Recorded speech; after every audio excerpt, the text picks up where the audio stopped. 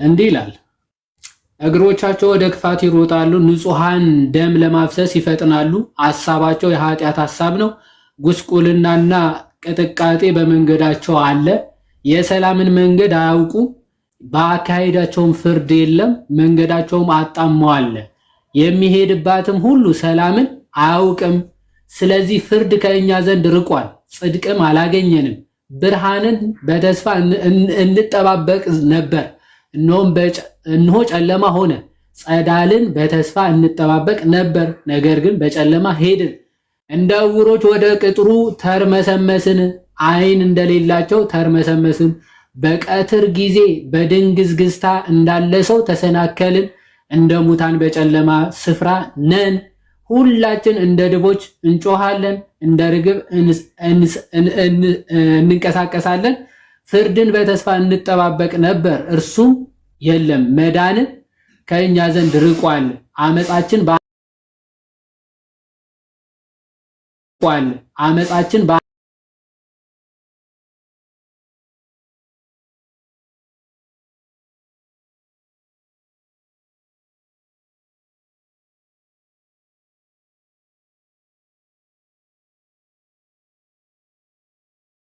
ጥያቄ ላካችሁ ሰዎች ምናምን ነገር በውስጥ ጥያቄ ላካችሁ ሰዎች ጥያቄያችሁ ተረስቶ አይደለም፣ ግን በሚቀጥሉ ሴሽኖች እነዛን ጥያቄዎች አድሬስ የምናደርግ ይሆናል በተቻለ መጠን እና ከዚህ አንጻር ነገሮችን ለመመልከት እና ይሄንንም ደግሞ ቶፒክ የመረጥንበት ዋናው ምክንያት ምንድነው ከተባለ አንዳንዴ ነገረ ክርስቶስ በጣም ብዙ ጊዜ በእርግጥ ከቨር ተደርጓል። እውነት ለማውራት በደንብ ከቨር መደረግ ያለበት ግን ቶፒክ ነው። ለምንድነው እንደዛ የተባለው? ብዙ ክርስቲያን ወንድሞች እና እህቶች አንደርስታንድ በቃ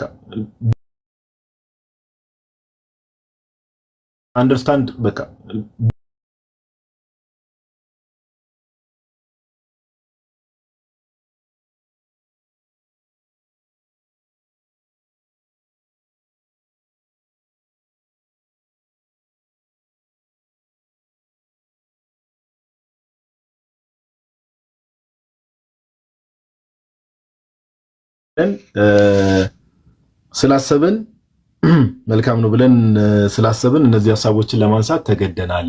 እናንተ ሰዎችና ነገረ ክርስቶስ መግቢያ ዛሬ ከዛ ነው የምንጀምረው እና ጥያቄ ምናምን የጠየቃችሁ ሰዎች ጥያቄያችሁን በውስጥ የላካችሁ ሰዎች ዛሬ ምንድን ቀኑ? ሮብ ነው አይደል? አዎ ሮብ ነው። እና ሮብ ነው ዛሬ።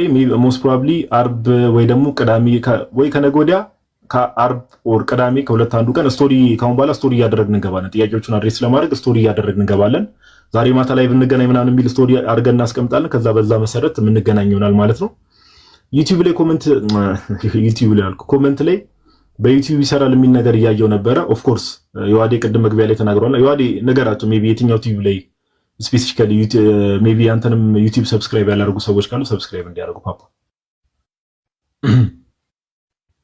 ኦኬ ለነፍሲ ቲዩብ ብላችሁ ሰርች ብታደርጉ ቀጥታ ይመጣላችኋል። እዛ ላይቭ ስትሪም እየተደረገ ነው። ያ ይሄ ተከታታይ ትምህርትም እዛ በደንብ እንለቀዋለን። እዛ ማየት ትችላላችሁ። ያመለጣችሁ ምናምን ስራ ላይ ሆናችሁ ምናምን ማለት ያላያችሁ ሰዎች ልትኖሩ ትችላላችሁ። ዘን ከስራ ስትወጡ ወይም ደግሞ ፍሪ ስትሆኑ እዛ እየሄዳችሁ ማየት ትችላላችሁ። ያ ለነፍሲ ቲዩብ። ኦኬ እሺ ቴንክ ዩ ብሮስኪ። ያው እንግዲህ ዩቲዩብ ላይ ምናምን የዮሐዴን ዩቲዩብ ሰብስክራይብ ያላደረጋችሁ ሰዎች ምናምን ነገር በተቻላችሁ መጠን የሱን ዩቲዩብ ሰብስክራይብ ለማድረግ ሞክሩ። ለነፍሲ ቲዩብ ኦኬ፣ ለነፍሲ ቲዩብ ትራይ ቱ ዱ ዛት። እና አንተሽ የምትለው ነገር አለ ሜቢ መናገር የምትፈልገው ነገር ካለ ኦር ማለት የምትፈልገው የሆነ ነገር ካለ እድል ልስጥ ብሮስኪ። አንዳንድ ሀሳቦችን ሪፍሌክት ማድረግ ከመጀመራችን በፊት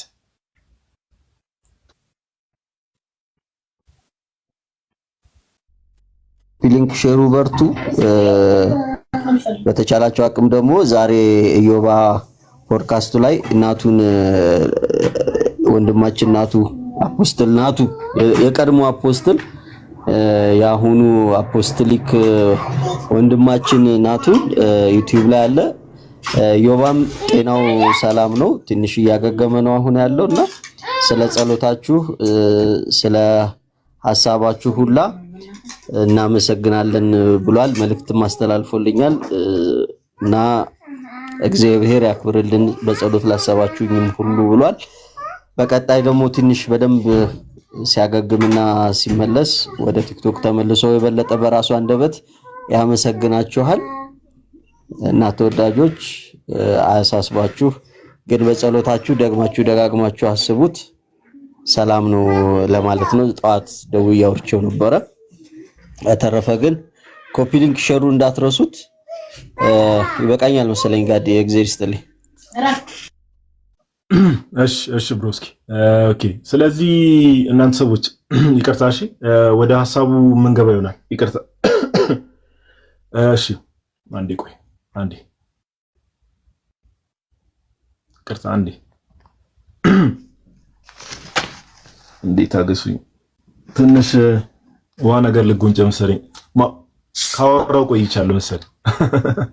እንደተባለው ኢዮባ የለቀቀውን የኢዮባ ቲዩብ ላይ ኢዮብ ዘሚካኤል ቲዩብ ላይ እሱን የለቀቀውን ፖድካስት ምናምን ነገር ገብታችሁ ያው እርስ በርስ ሰፖርት መደራረግ ምናምን አለብን። መቼስ ለእናንተ ይነገራችሁ ማለት እናንተ ሰዎች እና የለቀቀውን ከፍታችሁ ምናምን ነገር ዩቲዩብ ምናምን ነገር በደንብ ይውለት ምናምን የበለጠ እያደገ እንዲመጣ ብዙ ለመስራት ያቀዳቸው ነገሮች ስላሉ እንደዛ ለማድረግ ሞክሩ። እሺ ሜቢ ዛሬ እንግዲህ ከንተ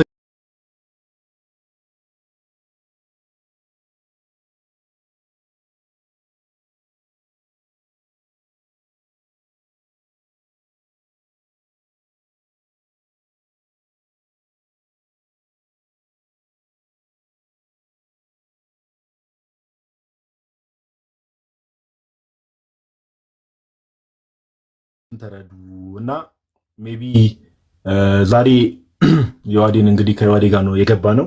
ጀስት አንዳንድ ሀሳቦችን እናነሳለን። ያው ነገረ ክርስቶስ ጀስት ለመግቢያ ያክል የሆነ ነገር ለመናገር ያክል ነገረ ክርስቶስ ወይ ደግሞ ስለ ክርስቶስ ኢየሱስ ማወቅ ለምን አስፈለገ የሚለው ነገር ያው በቤተክርስቲያናችን አምስቱ አዕማደ ምስጢራት ወይ ደግሞ ዶግማ ከሚባሉ ትምህርቶች ውስጥ አንዱ ምንድነው? ምስጢረ ስጋዌ ነው እንደምታውቁት። ኦኬ ምስጢረ ስጋዌ ነው። መቼስ ይሄንን የማያውቃለ ብዬ አላስብም። ከአምስቱ አዕማደ ምስጢራት ውስጥ ከአምስቱ አዕማደ ምስጢራት ውስጥ አንዱ ምንድነው? የዋዴ ድምጽ ምናምን መሀል የሚቋረጥ ከሆነ ለሚ ነው። እሺ ዛሬ ኮኔክሽኑ ላይክ ቀደምም ስናወራ ነበር ሃፍ ዴይ ምናምን ነገር ልክ አይደለም። ከግማሽ ቀን ጀምሮ ይፍን ያለው እኮ በደንብ ነው የሚሰማው። አሳውቀኝ ድንገት እንትን ካለ መሀል ላይ የሆነ ቢጫ ነገር እየበራ ስለሆነ አሳውቀኝ። ቴክስት አደርግልሃለሁ። ይቻላል እንደዛ። እና ምንድነው በቤተክርስቲያናችን ካሉ አሁን ይሄን ማንሳት ያስፈልገው ለምንድነው ከተባለ ይሄ ኤሌመንተሪ ኮንሰፕት ነው። ኦኬ ኤሌመንተሪ ኮንሰፕት ነው። ኦፍ ኮርስ ዊ ኖው ዛት። ግን ደግሞ ማወቅ ያስፈልጋል።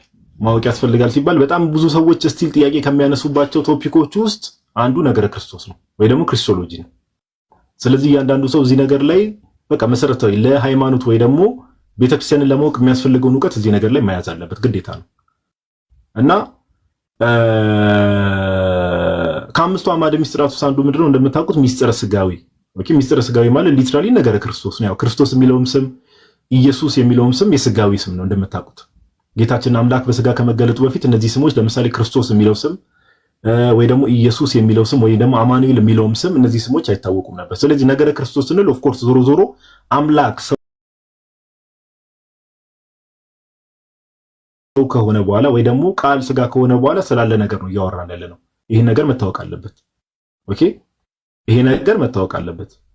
ምስጢረ ስጋዌ ወይ ደግሞ ነገረ ክርስቶስ ስንል ስለ አዲስ ኪዳን ነው እያወራን ያለ ነው። ሊትራሊ በቃ አምላክ ሰው ከሆነ በኋላ ቃል ስጋ ከሆነ በኋላ ስላለ ነገር ነው እያወራን ያለ ነው። ስለ ክርስቶስ ኢየሱስ ማወቅ ለምን አስፈለገ የሚለው ነገር ከተነሳ እንደተባለው የሃይማኖታችን አንደኛ መሰረት ነው። ኦኬ ሁለተኛ ደግሞ ስለ አምላካችን ነው እያወቅን ያለ ነው። ስለ አምላካችን ብቻ ሳይሆን ደግሞ እኛ በቤተክርስቲያን ውስጥ እንደምታውቁት ሁላችንም ብልቶች ነን እና የቤተክርስቲያን ራስ ነው ጌታችን ኢየሱስ። የቤተክርስቲያን ራስ እንደመሆኑ ደግሞ የቤተክርስቲያናችን ራስ የሆነው ክርስቶስ ኢየሱስን ማወቅ ግድ ነው። ክርስቶስ ኢየሱስን ማወቅ በእምነት ወደ እርሱ ለማደግ ያው ክርስትና ጥሪው እንደምታውቁት ሁላችሁም ቅዱስ ጳውሎስ ምን ብሎ ይናገራል? አንደኛ ቆሮንቶስ ምዕራፍ 11 ቁጥር 1 ላይ ምን ብሎ ይናገራል? እኔ ክርስቶስን እንደምመስል እኔ ምሰሉ ብሎ ተናግሯል። እኔ ክርስቶስን እንደምመስል እኔ ምሰሉ። ስለዚህ ክርስቶስን መምሰል በምን መልኩ ነው ከተባለ ጌታችን ኢየሱስ ክርስቶስ አርያ ሆኖልናል። ምድር ላይ ለምሳሌ በተመላለሰበት ጊዜ ኦኬ እርሱ የተመላለሰበትን መንገድ ያንን ህይወት እሱ በተመላለሰበት መንገድ በመመላለስ እርሱ መምሰል ወደ ቅድስና ማደግ ይቻላል። ስለ ክርስቶስ ኢየሱስ በማወቅም ደግሞ ወደሱ መቅረብ ወደሱ ከፍ ከፍ ማለት ይቻላል። ስለዚህ ባጭሩ ለማለት ፈልጌ ነው እያንዳንዱ ክርስቲያን ስለ አምላኩ ማወቅ አለበት። ስለ አምላኩ ማወቅ አለበት ሲባል ግን ስለ አምላኩ ሁሉን ነገር ያውቃል ማለት ሳይሆን አምላኩ በገለጠለትና በፈቀደለት መጠን which means እግዚአብሔር አምላክ ራሱን ሪቪል ያደረገበት የገለጠበት መንገድ አለ። ኦኬ ያ የተገለጠበትን መንገድ ግን ሰዎች እኛ በእምነት የምንቀበለው ነገር እንዳለ ሆኖ ማወቅ ግን አለብን። ዕውቀት ያስፈልጋል፣ ምንም ጥያቄ የለው። በተለይ በዚህ ዘመን ላለን ሰዎች ለምሳሌ እናቶቻችንና አባቶቻችን ወደኋላ መለስ ብላችሁ ብትመለከቱ እምነት አላቸው፣ ፌዝ አላቸው። ኦኬ መድኃኔዓለም እያሉ ብዙ ጊዜ እናቶቻችን አባቶቻችን የሚገራርሙ ተአምራትን ያደርጋሉ። እምነት አላቸው በልባቸው። አሁን የኛ ትውልድ ግን ሞሮፍ ያንገር ጄኔሬሽን አሁን ያለነው ትውልድ ግን እምነታችን በጣም ደካማ ስለሆነ ኦኬ በእምነታችን ጠንካራ ብንሆን የተለያየ ምንፍቅና ሰዎችን መተው አፕሮች ሲያደርጉ ምን ሳያደርጉን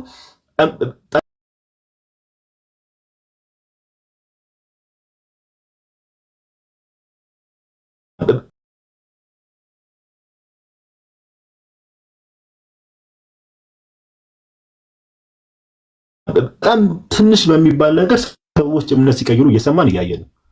ኦኬ ጀስት ሳምፕል ነገር አሁን ያልኩትን ነገር ጀስቲፋይ ለማድረግ ለምሳሌ ሙስሊሞች ሊሆኑ ይችላሉ፣ ኦንሊ ጂሰሶች ሊሆኑ ይችላሉ፣ ፕሮቴስታንቶች ሊሆኑ ይችላሉ። ኤኒዋን ከቤተክርስቲያን ውጭ ያሉ ሰዎች ከጌታችን ከኢየሱስ ክርስቶስ ጋር በተገናኘ ለምሳሌ ሙስሊሞች ስለ ክርስቶስ ኢየሱስ ሰውነት የሚያወራ አንድ ጥቅስ ለምሳሌ ሰው ነበረ መጽሐፍ ቅዱስ ላይ አለ። ለምሳሌ ሐዋርያት ሥራ ምዕራፍ 2 ላይ ሄዳችሁ ብትመለከቱ ስለ ጌታችን ኢየሱስ ቅዱስ ጴጥሮስ ሲናገር ሰው ነበረ ብሏል። ይሄን ጥቅስ ይዘው እምነት ያስቀየሩ ሰው አለ። ይሄን ጥቅስ ጋይስ።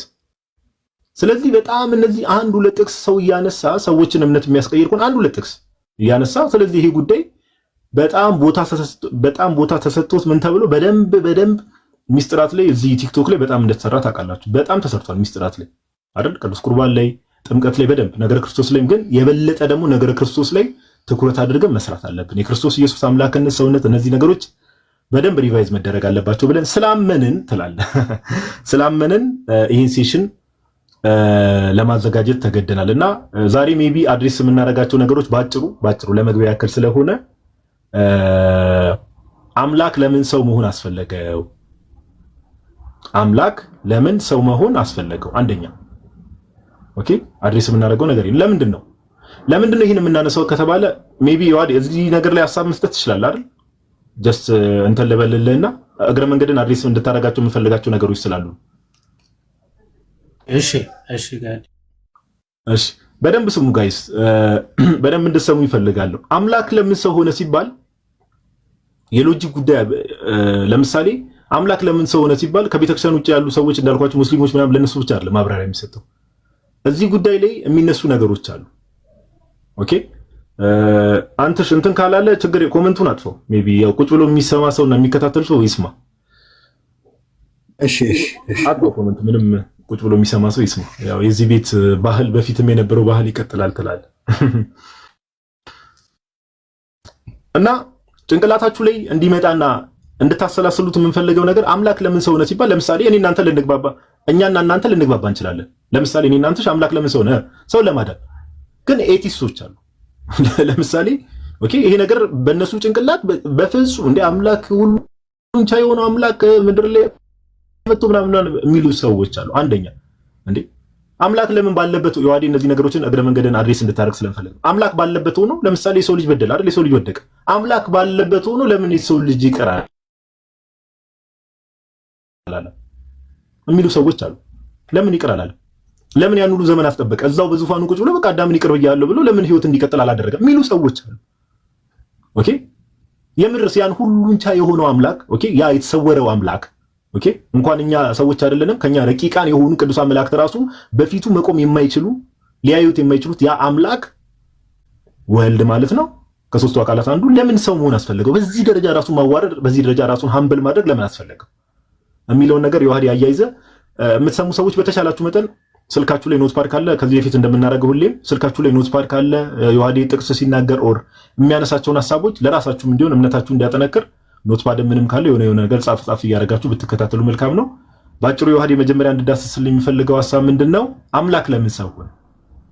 ለምን ሰው ሆነ? እና ቀደም ያልኩን ፖይንቶች ደግሞ እዛው ሆኖ ላይክ አዳምን ይቅር ማለት አይችልም ነበር፣ እዛው ሆኖ ማዳን አይችልም ነበር፣ በዚህ ደረጃ ራሱን ዝቅ ማድረግ ያስፈልገው ነበር። እነዚህን ሐሳቦች ደግሞ አብረን ኢንክሉድ አድርገን ያው ለይሁዳ አይነገሩም፣ ጀስት እናንተ በደንብ ትኩረት ሰጥታችሁ እንድትሰሙት ነውና ብሮስኪ ወደ አንተ ልምጣ ትላለህ። ቀጥል። ምንም አይደለም ግን አንተ ወሬ አልጠፋብኝም ብዙ። ኧረ ጎበዝ ነህ። ቀጥል። ጭራሽ አሪፍ ነው። አይሽ ቃል ታሰማልን ጋዲ። አሪፍ መግቢያ ኢንትሮዳክሽን ገለጽ አድርገዋል። ኢንቴንሽኑ ወይም ደግሞ ለምንድን ነው ይሄን ርዕስ ሴሌክት ማድረግ ምናምን አስፈላጊ የሆነው የሚለው አሪፍ አድርገህ ኢንትሮዳክሽን ሰጥታል። ወደ መጀመሪያው ሀሳብ ስንመጣ ክሪስቶሎጂ ወይም ደግሞ ነገረ ክርስቶስ ስንል ሁልጊዜ ከምን ጋር ነው የምናያይዘው? ኦኬ የሰው ልጆች መዳን ጋር ነው የሚያያዘው። ወይም ደግሞ አምላክ ሰው የመሆኑ ሚስጢር የምንናገርበት የምናስተምርበት ትምህርት ነው። ወይም ደግሞ ሚስጢረ ስጋዊ ማለት ነው። ስጋዊ አምላክ ሰው የመሆኑ ሚስጢር ማለት ነው። አምላክ ሰው ሆነ ለማለት ደግሞ አስቀድሞ ያ መለኮት እንደነበረ የታወቀ ነው። ለምን ሰው መሆን አስፈለገው የሚለው ጥያቄ ብዙ በአማንያ የሚጠየቅ ጥያቄ ነው አይደል? አምላክ ሰው ሆነ ከማለቱ በፊት አስቀድሞ የሰው ልጅ ምን ነበረ፣ ከዛስ ምን ገጠመው የሚለው በአጭሩ ማየቱ አስፈላጊ ነው። ቅዱስ አትናቴዎስም ኦን ዘ ኢንካርኔሽን መጽሐፉ በሚገባ እንደሚያስረዳው አምላክ ወይም ደግሞ እግዚአብሔር አብ ዓለምን በፈጠረበት በዚያው ቃሉ ዓለምን ደግሞ ድጋሜ በዚያው ሊያድነው ይገባ ነበርና ብሎ እንደሚናገረው ማለት ነው። አስቀድሞ ዓለም በተፈጠረበት በዚያው በእግዚአብሔር ቃል በሆነው ወይም ደግሞ የእግዚአብሔር ቃሉ የአብ ቃሉ የአብ ጥበቡ የአብ ኃይሉ በሆነ በክርስቶስ በኢየሱስ ዓለም ደግሞ ድጋሜ አድኖታል ማለት ነው። ለመዳን አስቀድሞ የሆነ መታመም ወይም መሞት አለበት ማለት ነው። የሰው ልጅ ምን ገጥሞት ነው አምላክ ያዳነው? ለምንስ ሰው ሆኖ ማዳን አስፈለገው የሚለውን በአጭሩ ለማየት እንደምታውቁት ሁልጊዜ ዘፍጥረት ከምዕራፍ 1 ጀምራችሁ ብትመለከቱ ከቁጥር 26 ጀምሮ እግዚአብሔር ምን ይላል? ሰውን በአርአያውና በአምሳሉ ፈጠረ ይላል። ሰውን በመልካችን እንደ ምሳሌያችን እንፍጠር አለ። አስቀድሞ እግዚአብሔር የሰው ልጅን ከፍጥረታት ሁሉ የፍጥረታት አክሊል አድርጎ አክብሮ አልቆ በአርአያው አምሳሉ ፈጠረው። በመልኩና በአምሳሉ አድርጎ ማለት ነው። ያው መልክና አምሳል የሚለው ልክ እንደኛ ይሄ ፊዚካል ቦዲያችን አይደለም። መልክና ምሳሌ የሚለው ማለት በተሳሳተ መንገድ ሙስሊሞችም የተለያዩ ሰዎችም ስለሚረዱት ማለት ነው። መልክና ምሳሌ ሲባል ወይም ደግሞ በአርአያችን እንደ ምሳሌያችን የሚለውን ሐሳብ ቅዱስ ዮሐንስ አፈወርቅም ሲፈታው ምን ብሎ ነው የሚፈታው?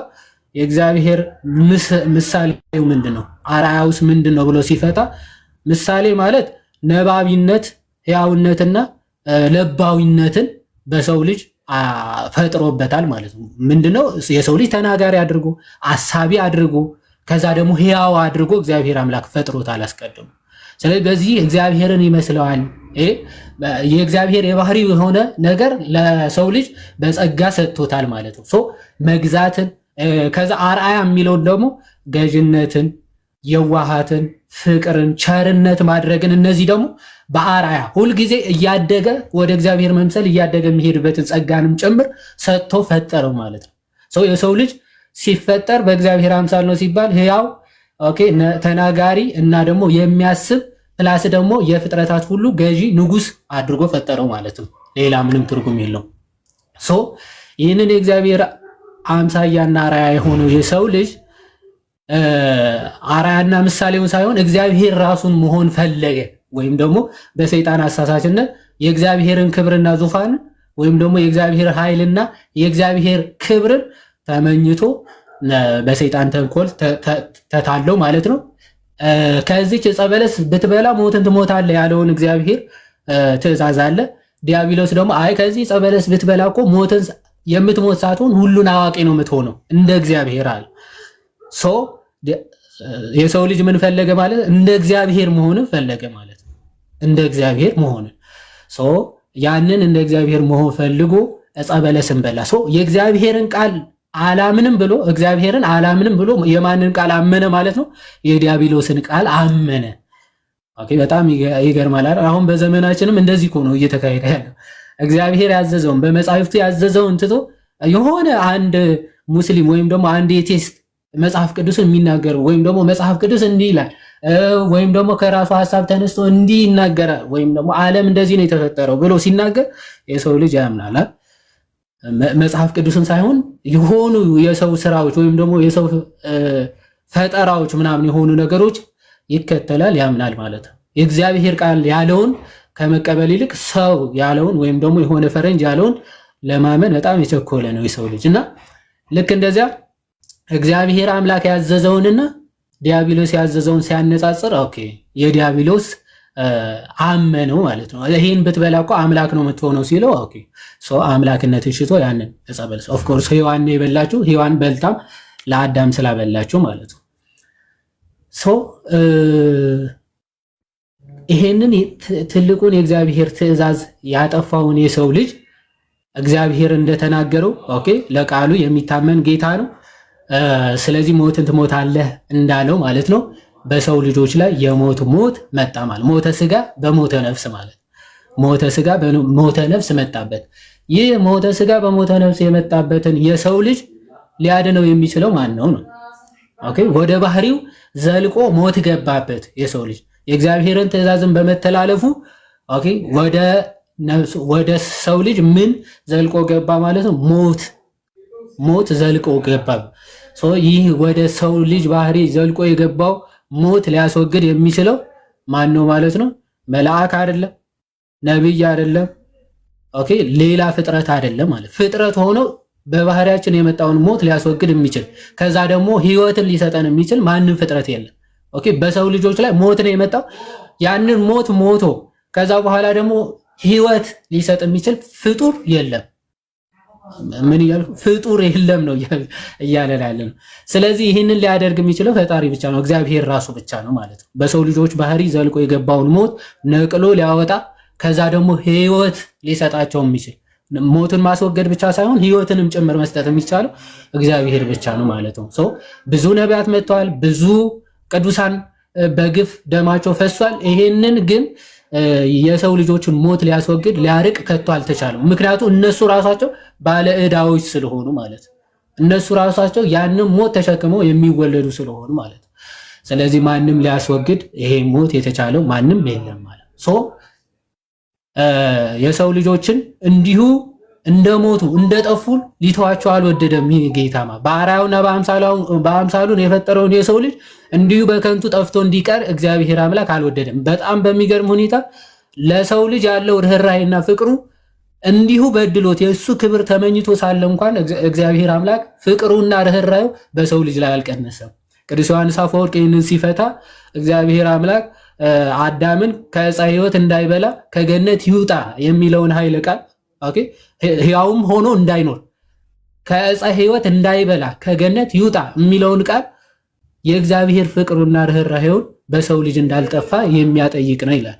አሁን ከዕፀ ሕይወት እንዳይበላ ከገነት ይውጣ የሚለው እንዴት ነው ርኅራኄ የሚያሳየው ሊል ይችላል የሰው ልጅ ማለት።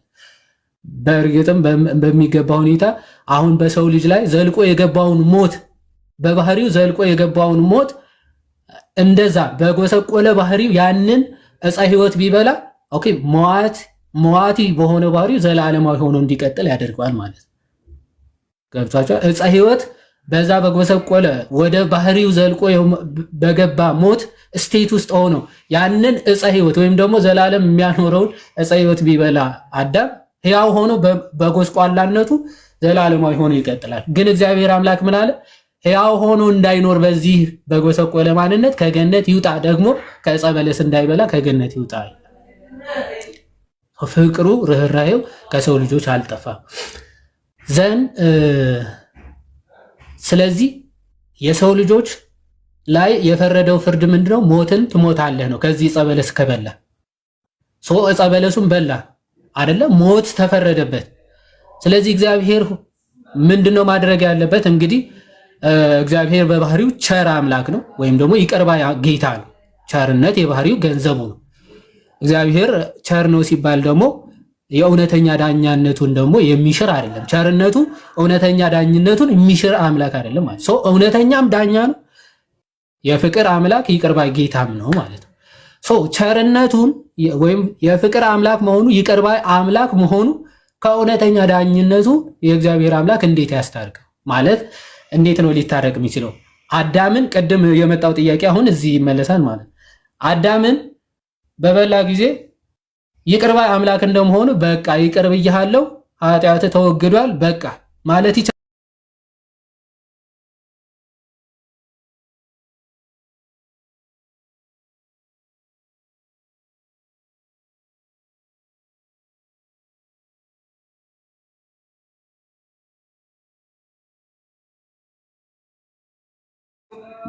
አንልም ምክንያቱ ኃያል ጌታ ሁሉን ቻይ አምላክ ስለሆነ ማለት ነው።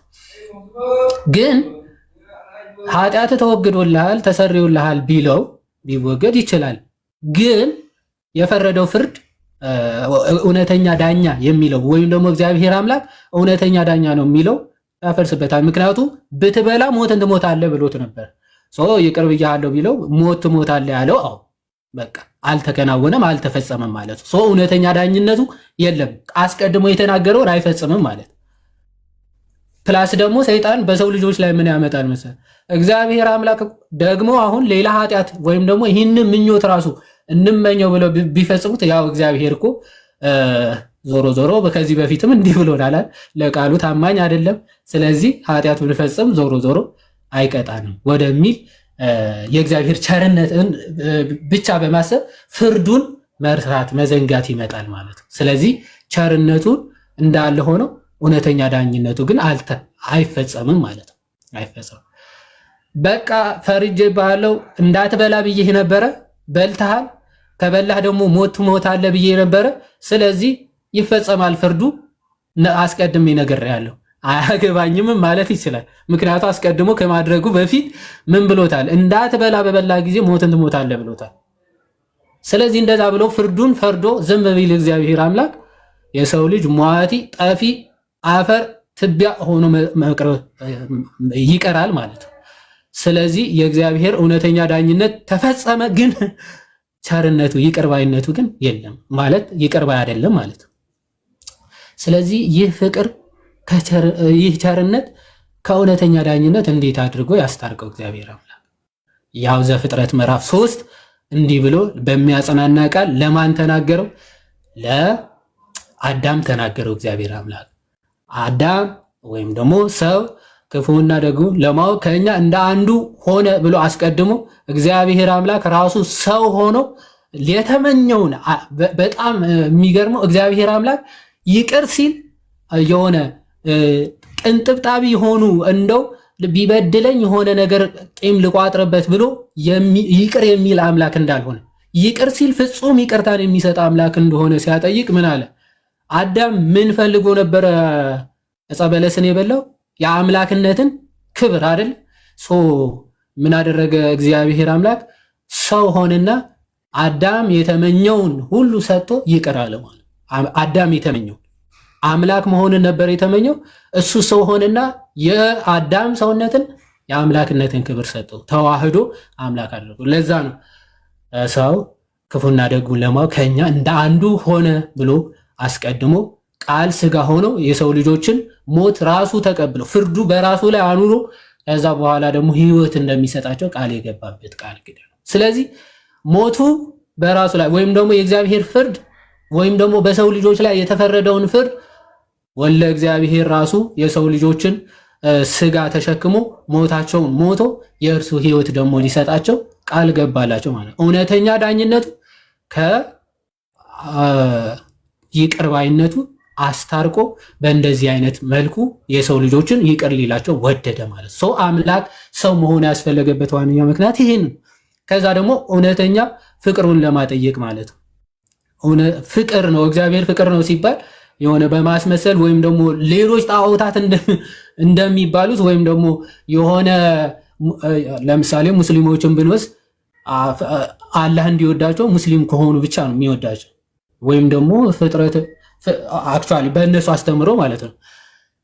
እግዚአብሔር ግን የራሱ ፍጥረቶች ስለሆነ ባይዘው ሌሎቹ ጣዖታት የራሳቸው ተከታይ ብቻ የሚወዱት ለምን መሰላቸው? ኦፍ ኮርስ እነሱ እውነተኞች አማልክት ስላልሆኑ ጣዖታት ስለሆኑ የእነሱ ፍጥረታት ስላልሆኑ በቃ እናንተን ማለት የተከተላቸው ወደ እነሱ የስህተት ጎዳና የተከተለውን እንወድሃለን ይሉታል።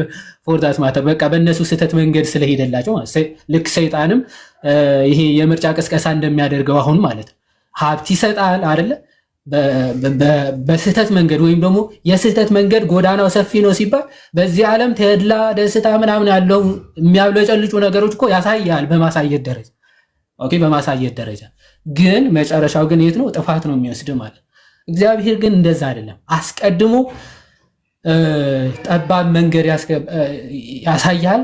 ያንን ጠባብ መንገዱን አልፈ ስትገባ ግን ወደ ሰፊውና ዘለዓለም ተድላና ደስታ ወዳለበት መንግስት ነው የሚያስገባ።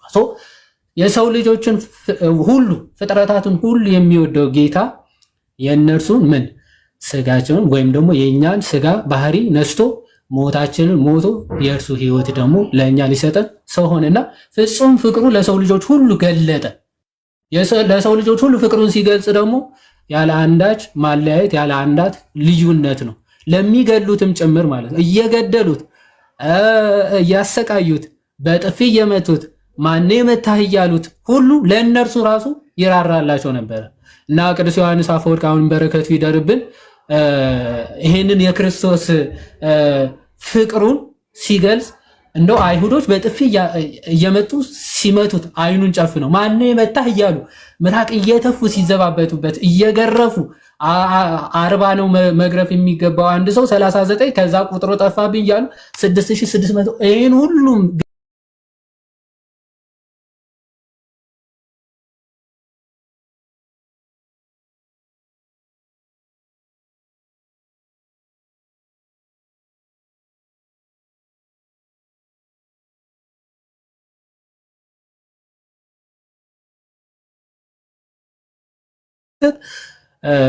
ትህትና ነው አይባልም ማለት አቅም ስላጣ ወይም ደግሞ መመለስ ስለማይችል ነው። ስለዚህ የአቅም ጉዳይ ነው ሰውየውን እንዲቀጠቀጥ ያደረገው ወይም ደግሞ እንዲደበደብ ያደረገው። በአንጻሩ ደግሞ ለምሳሌ ህፃናት ልጆች አሉ አይደለ?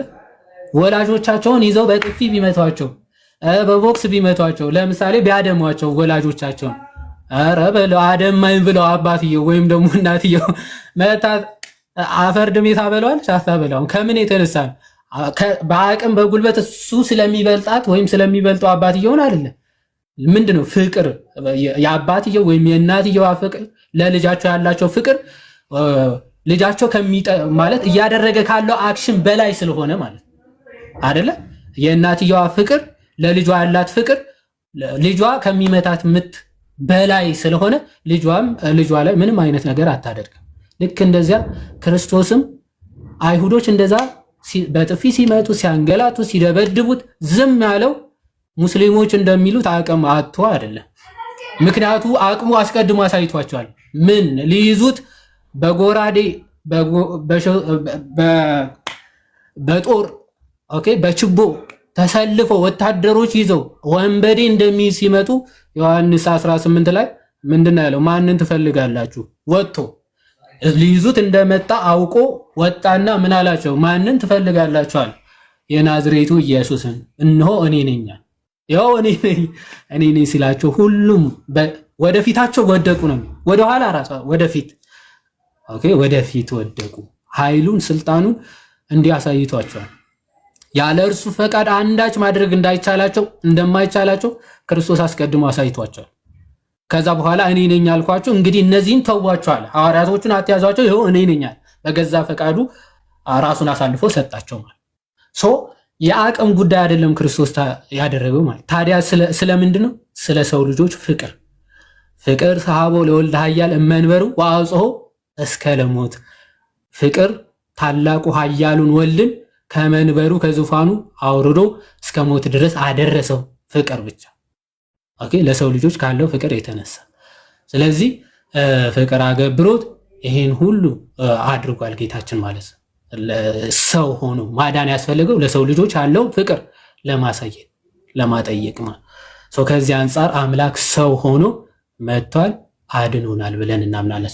ነገረ ስጋዊ ወይም የተዋህዶ ነገር ደግሞ እንዳላበዛ ጋዲ አንተ ሄድበት። እግዚአብሔር ይስጥልኝ። ቃሎት ያሰማልን ብሮስኪ። በጣም ደስ በሚል ሁኔታ እውነት ለማውራት በጣም በቃ ይሄ ቅድም እንዳልኳችሁ ለምን አምላክ ለምን ሰው መሆን አስፈለገው የሚለውን ነገር ዮሐዴ እንግዲህ በደንብ አብራርቶታል። በተቻለ መጠን ያው ጆሮአችሁን ልባችሁንም ወደዚህ አድርጎ መስማት ነው። ቃሎት ያሰማልን ብሮስኪ። የእግዚአብሔር ፍርድና የእግዚአብሔር ምሕረት እንዴት ነው? ኦኬ እግዚአብሔር አምላክ እውነተኛ ፈራጅ ነው። ከሎጂክም አንጻር ዮሐዴ እንደውም አብራርቶላችኋል ቅድም። እዚህ ላይ ምንም የምጨምር ወይ ዮሐዴ ነው ያልኩት እና የእግዚአብሔርን ፍርድ እና የእግዚአብሔርን ምሕረት ሁለቱን አንድ ላይ እግዚአብሔር አምላክ እንዴት በቃ ፐርፌክትሊ አላይን እንዳደረጋቸውና በዚህ ውስጥ ደግሞ ለሰው ልጅ ያለውን ፍቅር እግዚአብሔር አምላክ በምን መልኩ አሳየ የሚለውን ነገር አምላክ ለምን ሰው መሆን አስፈለገው የሚለውን ነገር ዮሐዴ እጥር ምጥን ባለ መልኩ በጣም ደስ በሚል ሁኔታ አብራርቶልናልና ብሮስኪ በጣም እናመሰግናለን። መጨረሻ ላይ እንደውም ዮሐዴ ልክ ሲናገር ወልድን ፍቅር ሳበው የሚለው መዝሙር ጭንቅላቴ ላይ መጣ እንዳጋጣሚና። እሺ ናቱ ሰላም ብለን ብሮስኪ ዲያቆን ናታኒ እንኳን ደህና መጣ። የጠፋ ሰው ይላል። እንዴት ናችሁ? ቃሎት ያሰማልን። ዮሐዴ ጋዶ አንተ ራስህ እንኳን ደህና መጣ። እንዴት ናችሁ? አትሻ እንዴት ነህ? ሁላችሁንም ሰላም ብያለሁ። አለው እግዚአብሔር ይመስገን።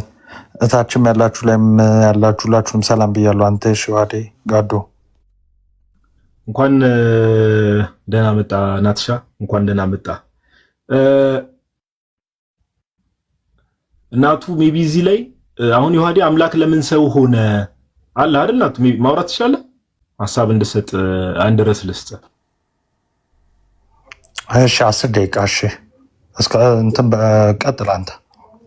እሺ እኔ አንዳንድ በቃ እሺ በኋላ ላይ ሜቢ ዮሐዴ ኦርደሩን እንዲናደርገው በቃ ሜቢ እሱ ከአለ አይደል ተዋህዶ ላይ ዲቴል ነገሮች ላይ ሜቢ ተዋህዶ ራሱ ባይሰልፍ ዮሐዴ ሰፋ ያለ ኮንሰፕት ስለሆነ እነዚህ ጉባኤያት ላይ ምን ተፈጠሩ የሚለውን ነገር አብረን አንስተን እንደውም ሌላ ራሱን የቻለ አንድ ቶፒክ ብንይዝ አንድ ሴሽን ብንይዝ መልካም ይመስለኛል። አይመስልም ዮሐዴ? ኦፍ ኮርስ አዎ። በእርግጥ ተዋህዶ ራሱን የቻለ አንድ ቶፒክ ምናምን የሚፈልግ ነው። ከሄሬሲው ራሱ በጣም ብዙ ሄሬሲዎች ስላሉ እሱ ራሱ አንድ ቶፒክ የሚወስድ ነው። በቃ እንደዛ ማድረግ እንችላለን። በቃ እንደዛ እናድርግና ዮሐዴ በድጋሚ ቃሎት ታሳው እኔ አንዳንድ ነገሮች እሺ ኮሜንቱን ኦፍ እናደርጋለን እንደተለመደው። እሺ ኦኬ ምንድነው አሁን ዮሐዴ ቅድም የነገር አጠር ዛሬ መግቢያ ስለሆነ እንዳልኳችሁ ከዛ ራሱን ችሎ ደግሞ ከዚህ በፊት ኦፍ ኮርስ የዳሰስናቸው ቶፒኮች ሊሆኑ ይችላሉ። አምላክነቱን በደንብ ከመጽሐፍ ቅዱስ በደንብ በቃ የዲቪኒቲ ኦፍ ክራይስት ላይ ራሱ በደንብ መሰራት አለበት እዚህ ቲክቶክ ላይ ኢቭን ካሁን በኋላ የክርስቶስ አምላክነት ላይ እንትን ስንል በቃ አሁን አንዳንዴ እንዴት ነው በቃ ሰዎች እንደው የተለመዱ አሁን በጣም ይሄ እንዴት ነው የተለያዩ ሄሬሲዎችን ወይ ደግሞ ምንፍቅናዎችን የሚያነሱ ሰዎች የቃላት ጨዋታ ውስጥ ሁሉ ተገብቷል። እንደምታውቁት በጣም የቃላት ጨዋታ ውስጥ ለምሳሌ የሆነ ግሪኩ ላይ በሉ እንግሊዘኛው ላይ በሉ ቃሉ እዚህ ጋር እንዲህ ነው በቃ እንደዚህ አይነት የቃላት ጨዋታዎች ላይ ስለተገባ ካሁን በኋላ ዲቪኒቲ ኦፍ ክራይስት ወይ ደግሞ የክርስቶስን አምላክነት ስናነሳ ኢቭን ከቃላቱ ጭምር ማለት አሁን ለምሳሌ በአማርኛው አምላክ ተብሎ ስለተጻፈ ምናምን ብቻ አይደለም። ኦኬ ኦሪጂናል ቃሉ ራሱ ምንድነው የሚለው እነዚህ ነገሮችን ዲቴል በደንብ ብሬክዳውን እያደረገን ሐሳቦችን የምናነሳ ይሆናል እግዚአብሔር በረዳና ባገዘን መጠን። ነገር ግን አምላክ ሰው ሆነ ለምን ሰው ሆነ የሚለው ነገር ላይ ዮሐዴ በቂ ማብራሪያ ሰጥቷል። አምላክ ሰው ሆነ ስንል ይሄ መጽሐፍ ቅዱስ ላይ ያለ ነገር ነው። ለብዙ ሰዎች ይሄ ሁሉን ቻይ የሆነው አምላክ ሰው ሆነ። እንዳትረሱ ሰው ሆነ ስንል ቃል ስጋ ሆነ ስንል መሆን ሲባል መለወጥ አይደለም። ቃል ስጋ ሆነ ስንል ቃል ወደ ስጋ ተለወጠ እያልን አይደለም፣ ወይ ደግሞ መለኮት ወደ ስጋ ተለወጠ እያልን አይደለም። ኦኬ ቃል ስጋ ሆነ ብለን ስንናገር ኦኬ ቃል ስጋ ሆነ ስንል ምን እያልን ነው? በዚህ በዮሐንስ ወንጌል ያው ኦፍ ኮርስ ሁላችሁም ጥቅሱን ታውቃላችሁ። ቃል ስጋ ሆነ የሚለው ዮሐንስ ወንጌል ምዕራፍ 1 ቁጥር 14 ላይ በመጀመሪያ ቃል ነበረ፣ ቃልም በእግዚአብሔር ዘንድ ነበረ፣ ቃልም እግዚአብሔር ነበረ ብሎ ስለ ቃል ከተናገረ በኋላ ቁጥር 3 ላይ ምን ይላል? ሁሉ በእርሱ ሆነ። ሁሉ በማን የሆነው? በቃል። ቃል የተባለው ማን ነው? እግዚአብሔር ወልድ ነው። ሁሉ በእርሱ ሆነ። ሁሉ ከሆነውም ሁሉ አንዳች እንኳን ያለ እርሱ የሆነ የለም ተብሏል። ከሆነውም ሁሉ ገና እዚህ ጋር ሲጀምሩ አሁን ከስር መሰረቱ ባይዘው በጣም ቅዱሳን ሐዋርያት ማለት ነው አባቶቻችን በጣም በቃ ያው ኦፍ ኮርስ መጽሐፍ ቅዱስንም ሲጽፉ በመንፈስ ቅዱስ ምሪት ነውና በቃ እያንዳንዱ መጽሐፍ ቅዱስ ስታጠኑ ምን ስትሉ በተለይ የተለያዩ ምንፍቅናዎችን የምትሰሙና የምታዩ ከሆነ በቃ እንዲህ በመዶሻ እየመቷቸው ነው የሚጥሏቸው።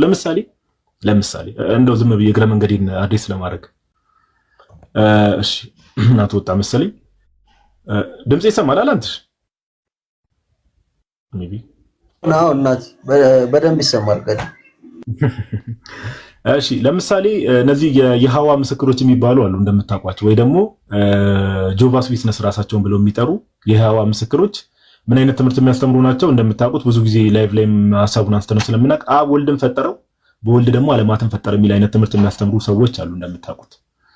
እና መጽሐፍ ቅዱሳችን ላይ ስንመጣ ግን የእግዚአብሔር ቃል ምን ብሎ ነው የሚነግረን ከተባለ ሁሉ በእርሱ ሆነ ከሆነውም አንዳች እንኳን ያለ እርሱ ይሆን የለም። ምን ሁሉ ማለት ኤቭሪ ክሪኤትድ ቲንግ እያንዳንዱ የተፈጠረ ነገር በሙሉ በማን ነው? በቃል ነው የሆነው። በማን ነው የሆነው? በቃል ነው የሆነው። ከዛ ዮሐንስ እንደውም ሲያስረግጥ ቅዱስ ዮሐንስ ወንጌላዊ የሚለው ከሆነውም አንዳች እንኳን ያለ እርሱ ይሆን የለም ማለት ከተፈጠረው ነገር ሁሉ ያለ እርሱ አንዳችም የሆነ ነገር የለም። ስለዚህ የተፈጠረ ነገር በሙሉ በማን ነው የተፈጠረው? በእግዚአብሔር ቃል ነው የተፈጠረው። ወይ ደግሞ ከዛ ያ ቃል ነው እንግዲህ ቁጥር 14 ላይ ዮሐንስ ወንጌል ምዕራፍ 1 ቁጥር 14 ላይ ቃል ስጋ ሆነ ይላል። ገና ሲገባ ራሱ በቃ ቅዱስ ዮሐንስ ወንጌላዊ እዚህ ጋር ቃል ስጋ ሆነ። ኦኬ ቃል ስጋ ሆነ ወይ ደግሞ ቃል ስጋን ያዘ ገንዘብ አደረገ ማለት ነው። ቃል ስጋ ሆነ ስንል እንደው መጽሐፍ ቅዱስ ላይ አሁን አንዳንድ ክፍሎች ስትመለከቱ ሆነ የሚለው ቃል ለምሳሌ ሆነ የሚለው ቃል ለምሳሌ ስለኛ መርገም ሆነ ሲባል እንደው ጌታችን ኢየሱስ ክርስቶስ ቅዱስ ጳውሎስ እንደሚናገረው ስለኛ መርገም ሆነ መርገም የማያውቀውን ስለኛ መርገም አደረገ ወይ ደግሞ ኃጢአት የማያውቀውን ስለኛ ኃጢአት አደረገው ሲባል የኛን መርገም መያዙን የኛን መርገም መሸከሙን ለማሳየት ነው እንጂ እንደው ቃል ተለውጦ እንደው መርገም ሆኗል ወይ ደግሞ ኃጢአት ሆኗል ማለት አይደለም። እንደዛውም ቃል ስጋ ሆነ ስንል ቅዱስ ቄርሎስ እንደሚያብራራው ቃል ስጋ ሆነ ስንል ምን ማለታችን ነው ከተባለ ስጋን ገንዘብ አደረገ። ያን ስጋ ከማን የነሳው? ከመቤታችን ከቅድስት ድንግል ማርያም ነው የነሳው። ከወላዲተ አምላክ ወይ ደግሞ ከመቤታችን ያንን ስጋ ነሳ። አሁን ክርስቲያኖች በጣም ማወቅ ያለብን ነገር ጌታችን ኢየሱስ ፍጹም አምላክ ፍጹም ሰው ነው።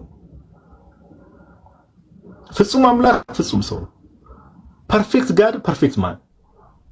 እንደው አምላክነቱን ምድር ላይ በተመላለሰበት ሰዓት ላይ አንዳንድ ምንፍቅናዎች ነበሩ በዘመናት። ለምሳሌ አምላክነቱን ሰው ብቻ ነበር የሚሉ አይደለም። አምላክነቱን አልተውም፣ ምንም አልተውም፣ ግን ሰውነትን ገንዘብ አደረገ። ፍጹም አምላክ ፍጹም ሰው። መጽሐፍ ቅዱሳችን የሚነግረንና የሚያስተምረን ትምህርት ይሄ ነው። ለዛ ነው ጌታችን ኢየሱስ ክርስቶስ እንኳን ምድር ላይ በነበረበት ሰዓት አይደለም በሰማይ በአባቱ ቀኝ ከተቀመጠ በኋላ ራሱ ዮሐንስ ራእይ ምዕራፍ 22 ሄዳችሁ ብትመለከቱ እኔ የዳዊት ስርና ዘር ነኝ ብሎ ይናገራል። ምን አለ ጌታችን? የዳዊት ስርና ዘር ነኝ ብሎ ተናገረ። የዳዊት ስር ነኝ ሲል የዳዊት ምንጭ ነኝ ወይ ደግሞ ዳዊት እንዲገኝ ያደረኩት ስሩ እኔ ነኝ ነው እያለ ያለው። which means አምላክነቱን እያሳየ ነው። የዳዊት ስር ነኝ ሲል ሩት ኦፍ ዴቪድ ሲል የዳዊት ዘር ነኝ ሲል ደግሞ የዳዊት ልጅ ተብሎ መጽሐፍ ቅዱስ ላይ ስለተጠራ ያንን ስጋ ከመቤታችን ስለሆነ የነሳው ያ በዳዊት ዘር የመጣውን ያንን ስጋ ከመቤታችን ስለሆነ የነሳው ሰውነቱን ሲያሳይ ነው። ስለዚህ ጌታችን ኢየሱስ ፍጹም አምላክ ፍጹም ሰው ነው። ቅዱስ ቄርሎስ ይናገራል። ምን ብሎ ይናገራል? እንደው ሰው ስለ ሰውነቱ የዮሐንስ ወንጌልን በተረጎመበት ቅዱስ ቄርሎስ የአሌክሳንድሪያው ማለት ነው፣ የኢየሩሳሌም ሳይሆን የአሌክሳንድሪያው ዮሐንስ ወንጌልን በተረጎመበት ክፍሉ ምን ብሎ ይናገራል? ስለኔ ነው ስለኔ ብሎ ነው። በቃ አሁን ስለ ሰውነቱ ክርስቶስ እንዲያደረገ እንዲሆነ ተብሎ ቢነገር ምንም አይነት ነገር አደረገ ምድር ላይ በነበረበት ሰዓት ቢባል ስለኔ ብሎ ነው ያደረገው፣ ምንም አያሳፍረኝም ይላል። እኛም ክርስቲያኖች አያሳፍረንም ባይዘው። ስለዚህ ከቤተክርስቲያን ውጭ ያሉ ሰዎች እንደው በማወቅም ሆነ ባለማወቅ ስለ ክርስቶስ ኢየሱስ ሰውነት የሚናገሩ ክፍሎችን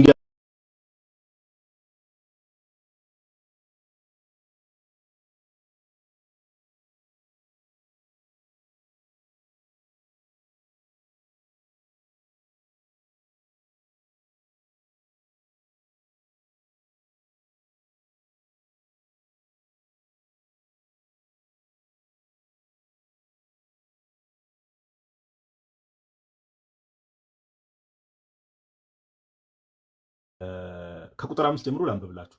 በክርስቶስ ኢየሱስ የነበረ ይህ ሐሳብ በእናንተ ዘንድ ደግሞ ይሁን ካለ በኋላ እርሱ ቁጥር 5 ላይ ሳብጀክቱ ማነው? ጌታችን ኢየሱስ ነው። ቁጥር 6 ላይ እርሱ በእግዚአብሔር መልክ ሲኖር ሳለ በማን መልክ? በእግዚአብሔር መልክ ከእግዚአብሔር ጋር መተካከልን መቀማት።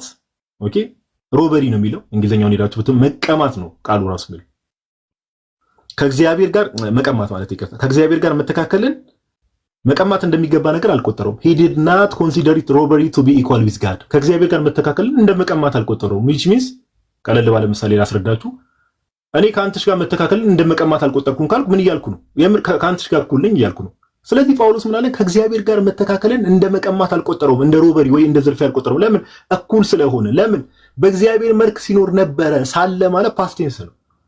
ያ በእግዚአብሔር መልክ ሲኖር የነበረው የእግዚአብሔር ቃል ኦኬ የእግዚአብሔር ልጅ ቁጥር 7 ላይ ይላል፣ ነገር ግን የባሪያን መልክ ይዞ በሰውም ምሳሌ ሆኖ ራሱን ባዶ አደረገ።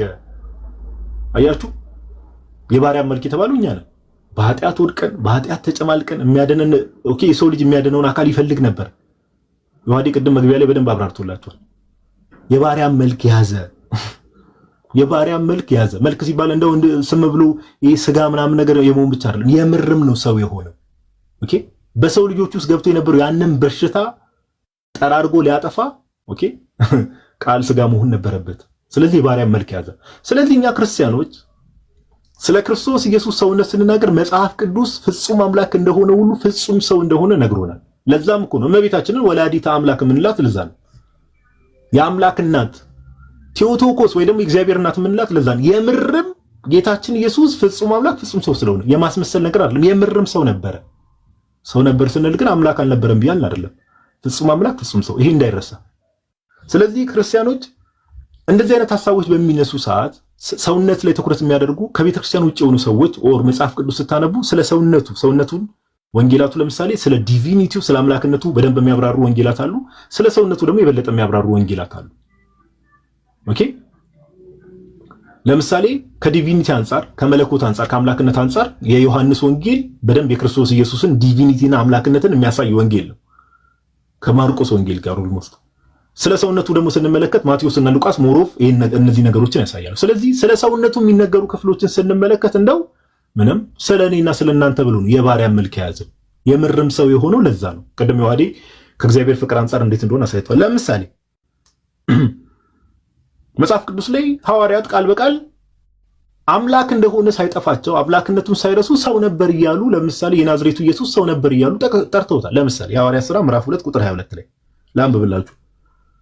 አሁን እነዚህ ጥቅሶችን ማነሳላችሁ ለምንድን ነው? ከዚህ በኋላ እንደዚህ አይነት ጥቅስ ሲነሳ ኦረንት ሲል ግር የሚላችሁ ሰዎች እንዲህ ሰው ነበር ሲል አንዳንድ ሰው ሊደነግጥ ይችላል። አምላክነቱን ረስተውት አይደለም። ለምን? እነዚህ ራሳቸው ሐዋርያት ናቸው። በወንጌላቱም በመልእክቶቻቸው ስለ ክርስቶስ ኢየሱስ አምላክነት የእግዚአብሔር ልጅ እንደሆነ የባህሪ ልጁ እንደሆነ ኦኬ በስጋ ከመገለጡ በፊት ህልውና የነበረው እንደሆነ እነዚህ ራሳቸው ሐዋርያት ናቸው እኛን ያስተማሩ።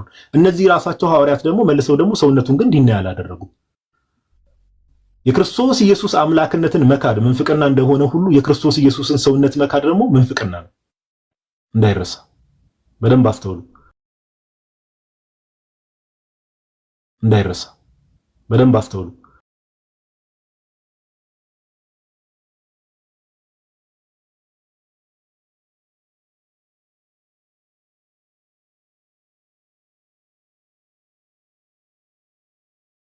ራሳችሁ እንደምታውቁ የናዝሬቱ ኢየሱስ እግዚአብሔር በመካከላችሁ በእርሱ በኩል ባደረገው ተአምራትና በድንቆች በምልክቶችም ከእግዚአብሔር ዘንድ ለእናንተ የተገለጠ ሰው ነበር ይላል።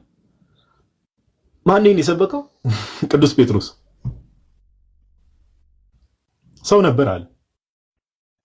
ይሄ ራሱ ጴጥሮስ የትኛው ቅዱስ ጴጥሮስ ነው ከተባለ ክርስቶስም ምን አለው? አንተ ክርስቶስ የሕያው የእግዚአብሔር ልጅ ነው ብሎ ለቤተክርስቲያን መሰረትነት የሚሆነውን ያንን ኮንፌስ ያደረገው ቅዱስ ጴጥሮስ መልሶ እዚህ ጋር ሰው ነበር። አሁን ይህን ጥቅስ ስንመለከት ብዙ ጊዜ ሙስሊሞች ይህን ጥቅስ ያነሱታል።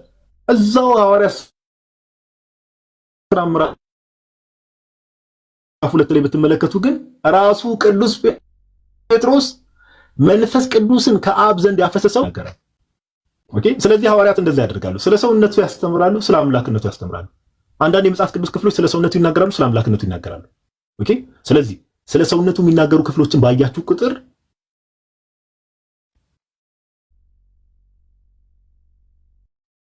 ፍሪክ አውት ማድረግ አያስፈልግም። ኦኬ ይሄ እምነታችን ነው። ፍጹም አምላክ ፍጹም ሰው እንደሆነ ሰው ብቻ አይደለም። ስለዚህ ስለ ሰውነቱ የሚተመርበት የሚገባ ነገር ስለሆነ ሰዎችን በዚህ መልኩ ስለሆነ አንዳንድ ሰዎች ግራ ለማጋባት የሚሞክሩት። ኦኬ ጌታችን ኢየሱስ ለምሳሌ የማስመሰል አይደለም፣ አድጓል እንደ ሰው። የሉቃስ ወንጌል ምዕራፍ 2 ላይ ሄዳችሁ ብትመለከቱ የሉቃስ ወንጌል ምዕራፍ 2 ቁጥር 40 እና ቁጥር 52 ብትመለከቱ አድጓል፣ ተወልዷል አይደል? ሕፃን እመቤታችን እኮ ዛሬ በቤተክርስቲያናችን ያለው እኮ አይደለ? ቅዱሳት ስዕላትን ብትመለከቱ እመቤታችን አይደል ሕፃን እያለ አቅፋው በእናቱ እቅፍ ሕፃኑ ነበር እኮ ነው የተባለው አይደል? ሰብአ ሰገል ሊሰግዱ ሲመጡ አድጓል። የምርም ነው በቃ ሰው ሆኗል ስንል የምርም የማስመሰል አይደለም። እድገቱ የማስመሰል ምናምን አይደለም፣ ሰው ሆኖ የምርም። ኦኬ ስለዚህ ይሄ ነገር ሊረሳ አይገባም። ነገር ግን አንድ ማወቅ ያለብን ነገር ጌታችን ኢየሱስ ኦኬ አንድ ሐሳብ እዚህ ላይ ላንሳ። በሰፊው ጥቅሶችን እያነሳን ዛሬ መግቢያ ስለሆነ ግን ጥቅሶችን እያነሳን ስለ ሰውነቱ የሚያሳዩ ክፍሎችን የምርም ሰው እንደሆነ ከመጽሐፍ ቅዱስ ሰው እንደነበር እናሳያለን። አዘሴም ታይም ደግሞ ዲቪኒቲውን አምላክነቱንም ደግሞ ጥቅሶችን እያሳየን በደንብ እንማማራለን። ይሄ የማይቀር ነው። በደንብ ጥቅሶችን እያነሳን መጽሐፍ ቅዱስ እየገለጠን እናንተም ጥቅስ እየጻፋችሁ እንማማራለን። ግን መረሳት የሌለብን ነገር የጌታችን ትህትና ሊረሳ አይገባም። በፍጹም በፍጹም በፍጹም ሊረሳ አይገባም።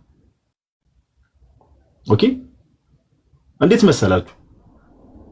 ጌታችን ታምራትን ሲያደርግ ለምሳሌ መጽሐፍ ቅዱስ ሄዳችሁ ብትመለከቱ ጌታችን ታምራትን ሲያደርግ እንደው ታምራትን ሰዎች ካላዩልኝ አሁን በዚህ ዘመን በጣም ትልቁ ችግር አሁን ከቤተክርስቲያን ውጭ ያሉ ሰዎች ከፍሬያቸው ታውቋቸዋላችሁ እንደሚባለው እንደው ትምህርቱን እንተውና አክሽናቸውን ተመልክታችሁ ራሱ ክርስቲያናዊ ስነ ምግባር እንደሚያሳዩ ማሳያ ነው። ምን ከተባለ የሆነ ታምር የሚመስል ነገር ፌክ ታምር ራሱ ሲሰሩ በቃ ሰው ለማስጨብጨብና ሆይ ሆይ ለማስባል ነው። በቤተክርስቲያን ውስጥም ሆኖ ዛሬ ኦኬ የሆነ ተአምር የሚመስል ነገር እንደው እንዲያደረግን አስጨብጭቡልን የሚሉ ሰዎች ካለ ይሄ ስፒሪታቸው ከእግዚአብሔር አይደለም፣ በፍጹም ከእግዚአብሔር አይደለም። ኢንዲቪጁዋልስ ከሆኑ ትክክለኛ የክርስቶስ ኢየሱስ ተከታዮች ኦኬ ትክክለኛ የጌታችን የኢየሱስ ክርስቶስ ደቀ መዛሙርቶች ተአምራትን ያደርጋሉ። ኦኬ ፐርፐዝ አላቸው። ነገር ግን እንደው ተአምር ሳደርግ እንደው ሁሉም ሰው ያጨብጭብልኝ ከጌታቸው ነው የተማሩት። ጌታችን ኢየሱስ ለምሳሌ ጥቅሶቹን መያዝ ትችላላችሁ። አጠር ባለ መልኩ ታምራትን ሲያደርግ ለምሳሌ የማቴዎስ ወንጌል ምዕራፍ 16 ከቁጥር 16 እስከ 20 ስትመለከቱ ታምራትን ያደርግና የማርቆስ ወንጌል ምዕራፍ 8 ከቁጥር 29 እስከ 30 ብትመለከቱ ታምራትን ያደርግና ለማንም እንዳትናገሩ ይላቸዋል። እንደው ለሳምፕል ያክል ከራሴ እያወራው እንዳይመስል ላንብብላችሁ። ለምሳሌ ማቴዎስ 16 ላንብብላችሁ ስለራሱ ማንነት ታምራትንም ሲያደርግ እንዴት እንደሚያደርግ። ለምሳሌ ማርቆስ 8 29 እስከ 30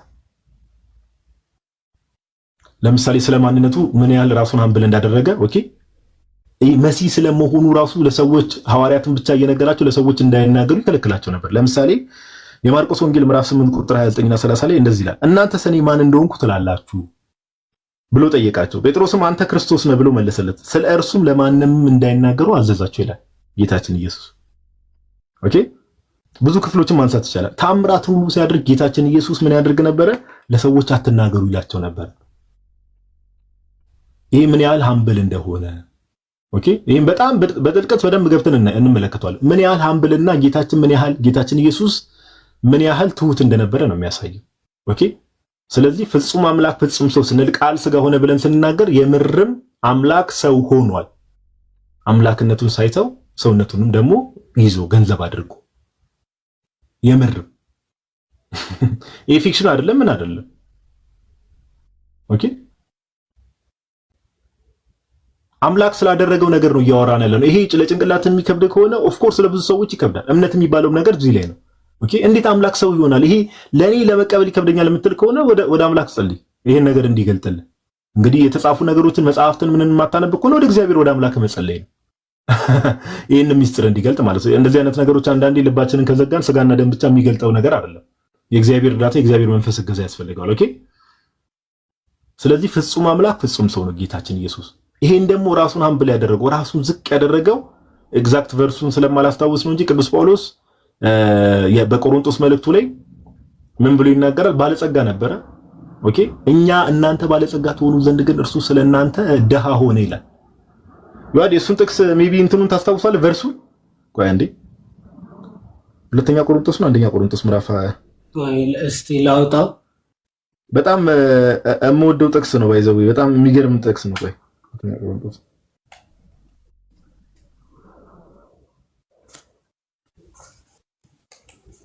ብቻ ሐሳቡ ምንድነው? ዮሐዴ ጥቅሱን ካገኘው ጥሩ እና እናንተ ባለጸጋ ትሆኑ ዘንድ ባለጸጋ የነበረው እርሱ ስለ እናንተ ድሃ ሆነ።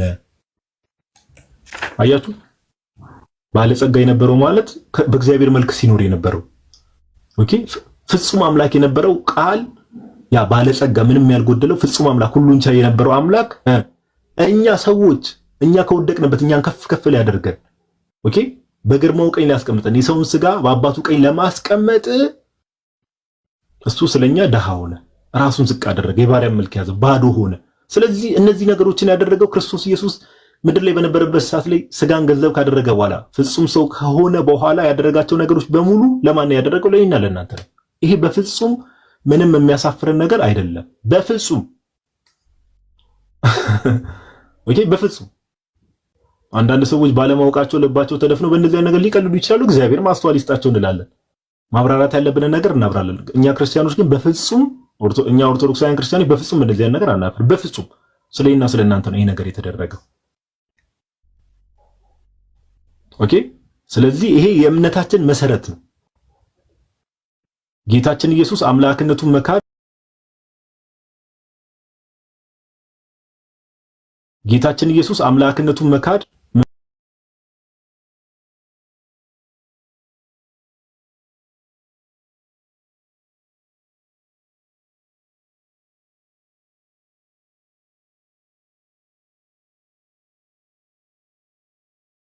ነበረ ብለን ስንናገር እንደው እንዲህ ዝም ብለን ሳይሆን ቅዱሳን መጻሕፍት ላይ የተቀመጡ ነገሮች ስላሉ ጥቅሶችን እያነሳን በደንብ ማብራሪያ የምንሰጥበት ይሆናልና ፍጹም አምላክ ፍጹም ሰው ቃል ስጋ ሆነ። ዮሐዴ ለምን ሆነ የሚለውን ነገር አብራራለን። እኔ ደግሞ በተወሰነ መልኩ ቃል ስጋ ሆነ ስንል ወይ ደግሞ አምላክ ሰው ሆነ ስንል ምን እያልን ነው የሚለውን ነገር በተወሰነ መልኩ ለመዳሰስ ሞክሬያለሁና እግዚአብሔር ያክብርልኝ። ሜቢ ዮሐዴ ጥቅሱን ካገኘኸው ጥቅሱን ልትነግራቸው ትችላለህ ብሮስኪ። ካገኘው ቆሮንቶስ ላይ ነው። ሁለተኛ ቆሮንቶስ ይሁን ምዕራፍ 10 ይሁን ምዕራፍ 11 አምናሹር እና እንደዛ ለማለት ያክል ነው። እናንተ ሰዎች ሁለቱም ወዳጆች እሺ፣ ራሴ ኮሜንት ላብራ እና ሐሳቡ በተወሰነ መልኩ ግልጽ ነው ወይስ ፈጠንኩባችሁ ምናምን ነገር እንዴት ነው?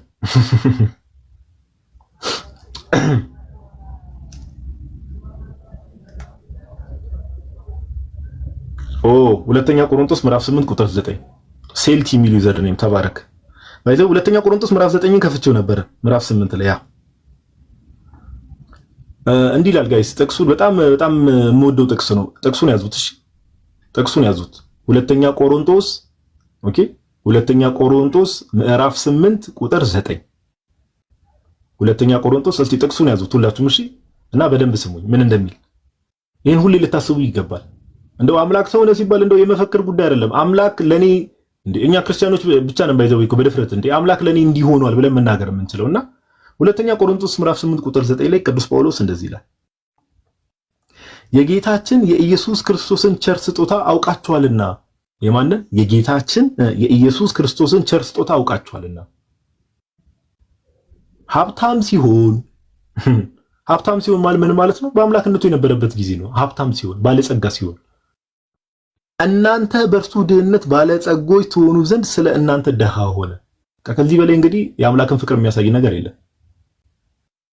ሀብታም ሲሆን ያ በእግዚአብሔር መልክ ሲኖር የነበረው የእግዚአብሔር ቃል የነበረው የእግዚአብሔር ልጅ የነበረው ሀብታም ሲሆን ባለጸጋ ሲሆን ምንም ነገር ያልጎደለው ሲሆን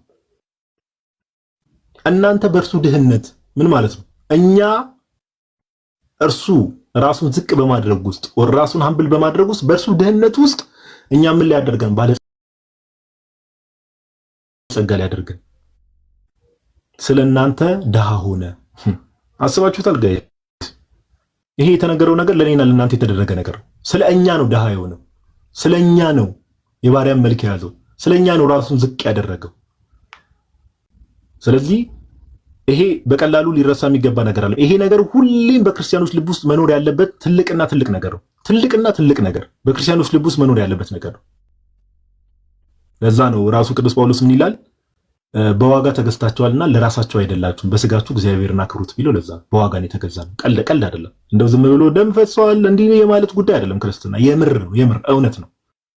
ስለዚህ ይሄ የተደረገልን ነገር አምላክ ሰው ሆነ ስንል ፊክሽን አይደለም፣ ሪሊ ሀፕን ያደረገ ነገር ነው፣ በእውነት የምናምነውም ነገር ነው። ስለዚህ ይሄ ነገር ሊቀልብን አይገባም ለማለት ያክል ነው። እግዚአብሔር ያክብርልኝ። ዮሐዴ የጎደለ ነገር ካለ እዚህ ላይ የምትጨምረው ነገር ካለ ጎሄ የተወሰነና ሐሳብ ሰጣለሁ። ሜቢ መሀል ላይ መዝሙር ሰምተን እንደዛ ብናደርግ ይሻላል። ሰው እንትን እንዳይል የሆነ መዝሙር ነገር ሰምተን ወደሚቀጥለው ሐሳብ አይ ቃልህ ያሰማልን። በደንብ አሪፍ አድርገህ ገልጸዋል። ጸጋውን ያብዛል፣ ረጅም እድሜ ከሙሉ ጤንነት ይስጥልን። አሪፍ ማብራሪያ ነበር። እግዚአብሔር ይስጥልን። እሺ ጋይስ መዝሙር እንስማ፣ አንድ መዝሙር እንስማ፣ አንድ መዝሙር እንስማ መሰለኝ።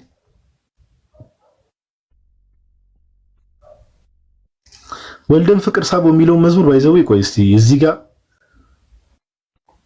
አገኘዋለሁ። የትም አይሄድ። አንዴ ታገሱ።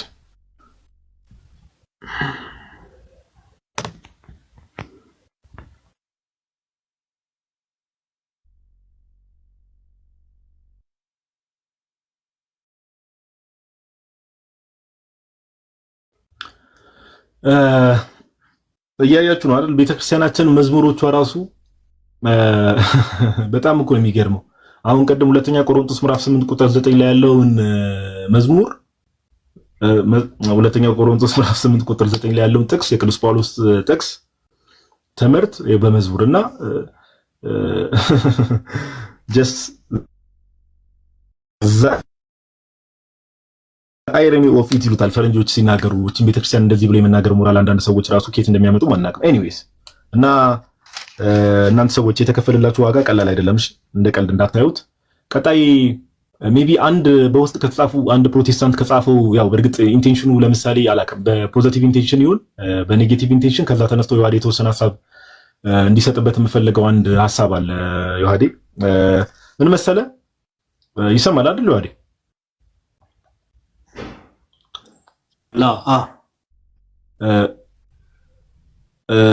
ክርስቶስ ኢየሱስ ወይ ደግሞ ጌታችን ኢየሱስ ብቻውን ማዳን ይችላል ወይ ነው። ያው ጠያቂው ፕሮቴስታንት ነው።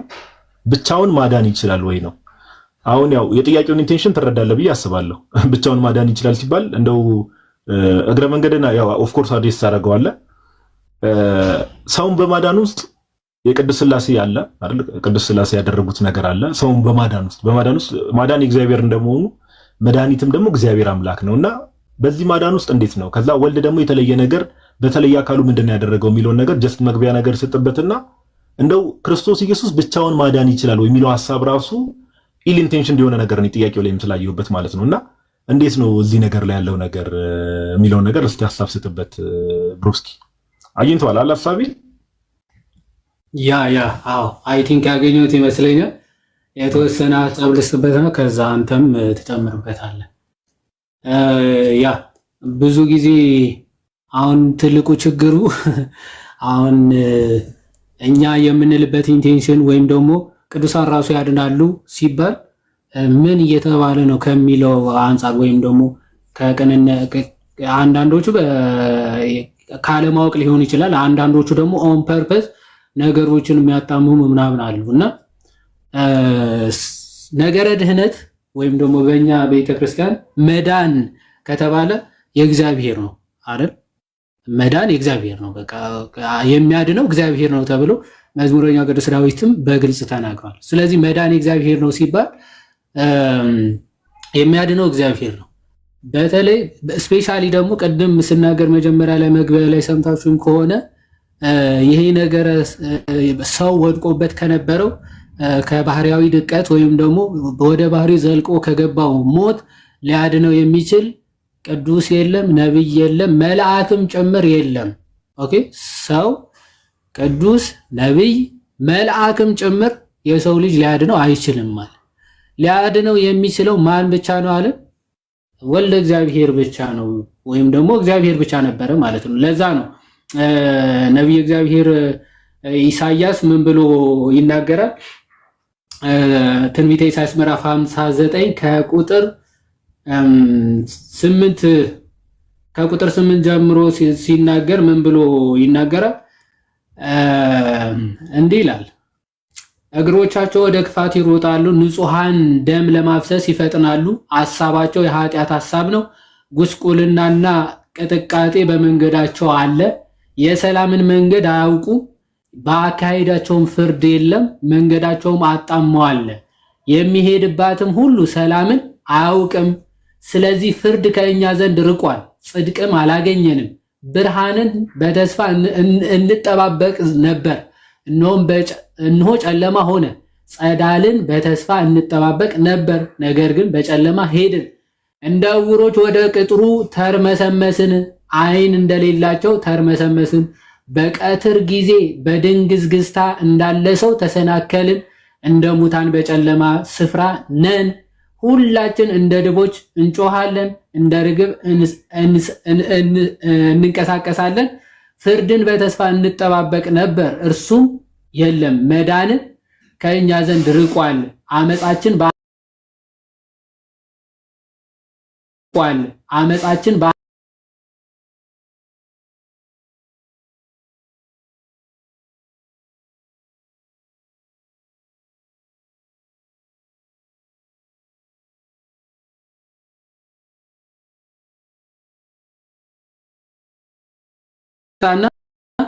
ቁጥር 16 በደንብ አስተውሉ። እውነትም ታጥቷል፣ ከክፋትም የራቀ ሰው ለብዝበዛ ሆኗል። እግዚአብሔርም አየ፣ ፍርድም ስለሌለ ተከፋ። ኦኬ፣ ሰውም እንደሌለ አየ፣ ወደ እርሱ የሚማልድ እንደሌለ ተረዳ፣ ተደነቀ ሚልና ስለዚህ ይላል፣ ስለዚህ የገዛ ክንዱ መድኃኒት አመጣለት፣ ጽድቁም አገዘው ይላል። ኦኬ፣ ስለዚህ ምንድነው የሚለው? ሰው የለም፣ ጽድቅ ያለው ጠፋ። ሁላችን በኃጢአታችን ወድቀናል፣ ተቀበዝበዘናል።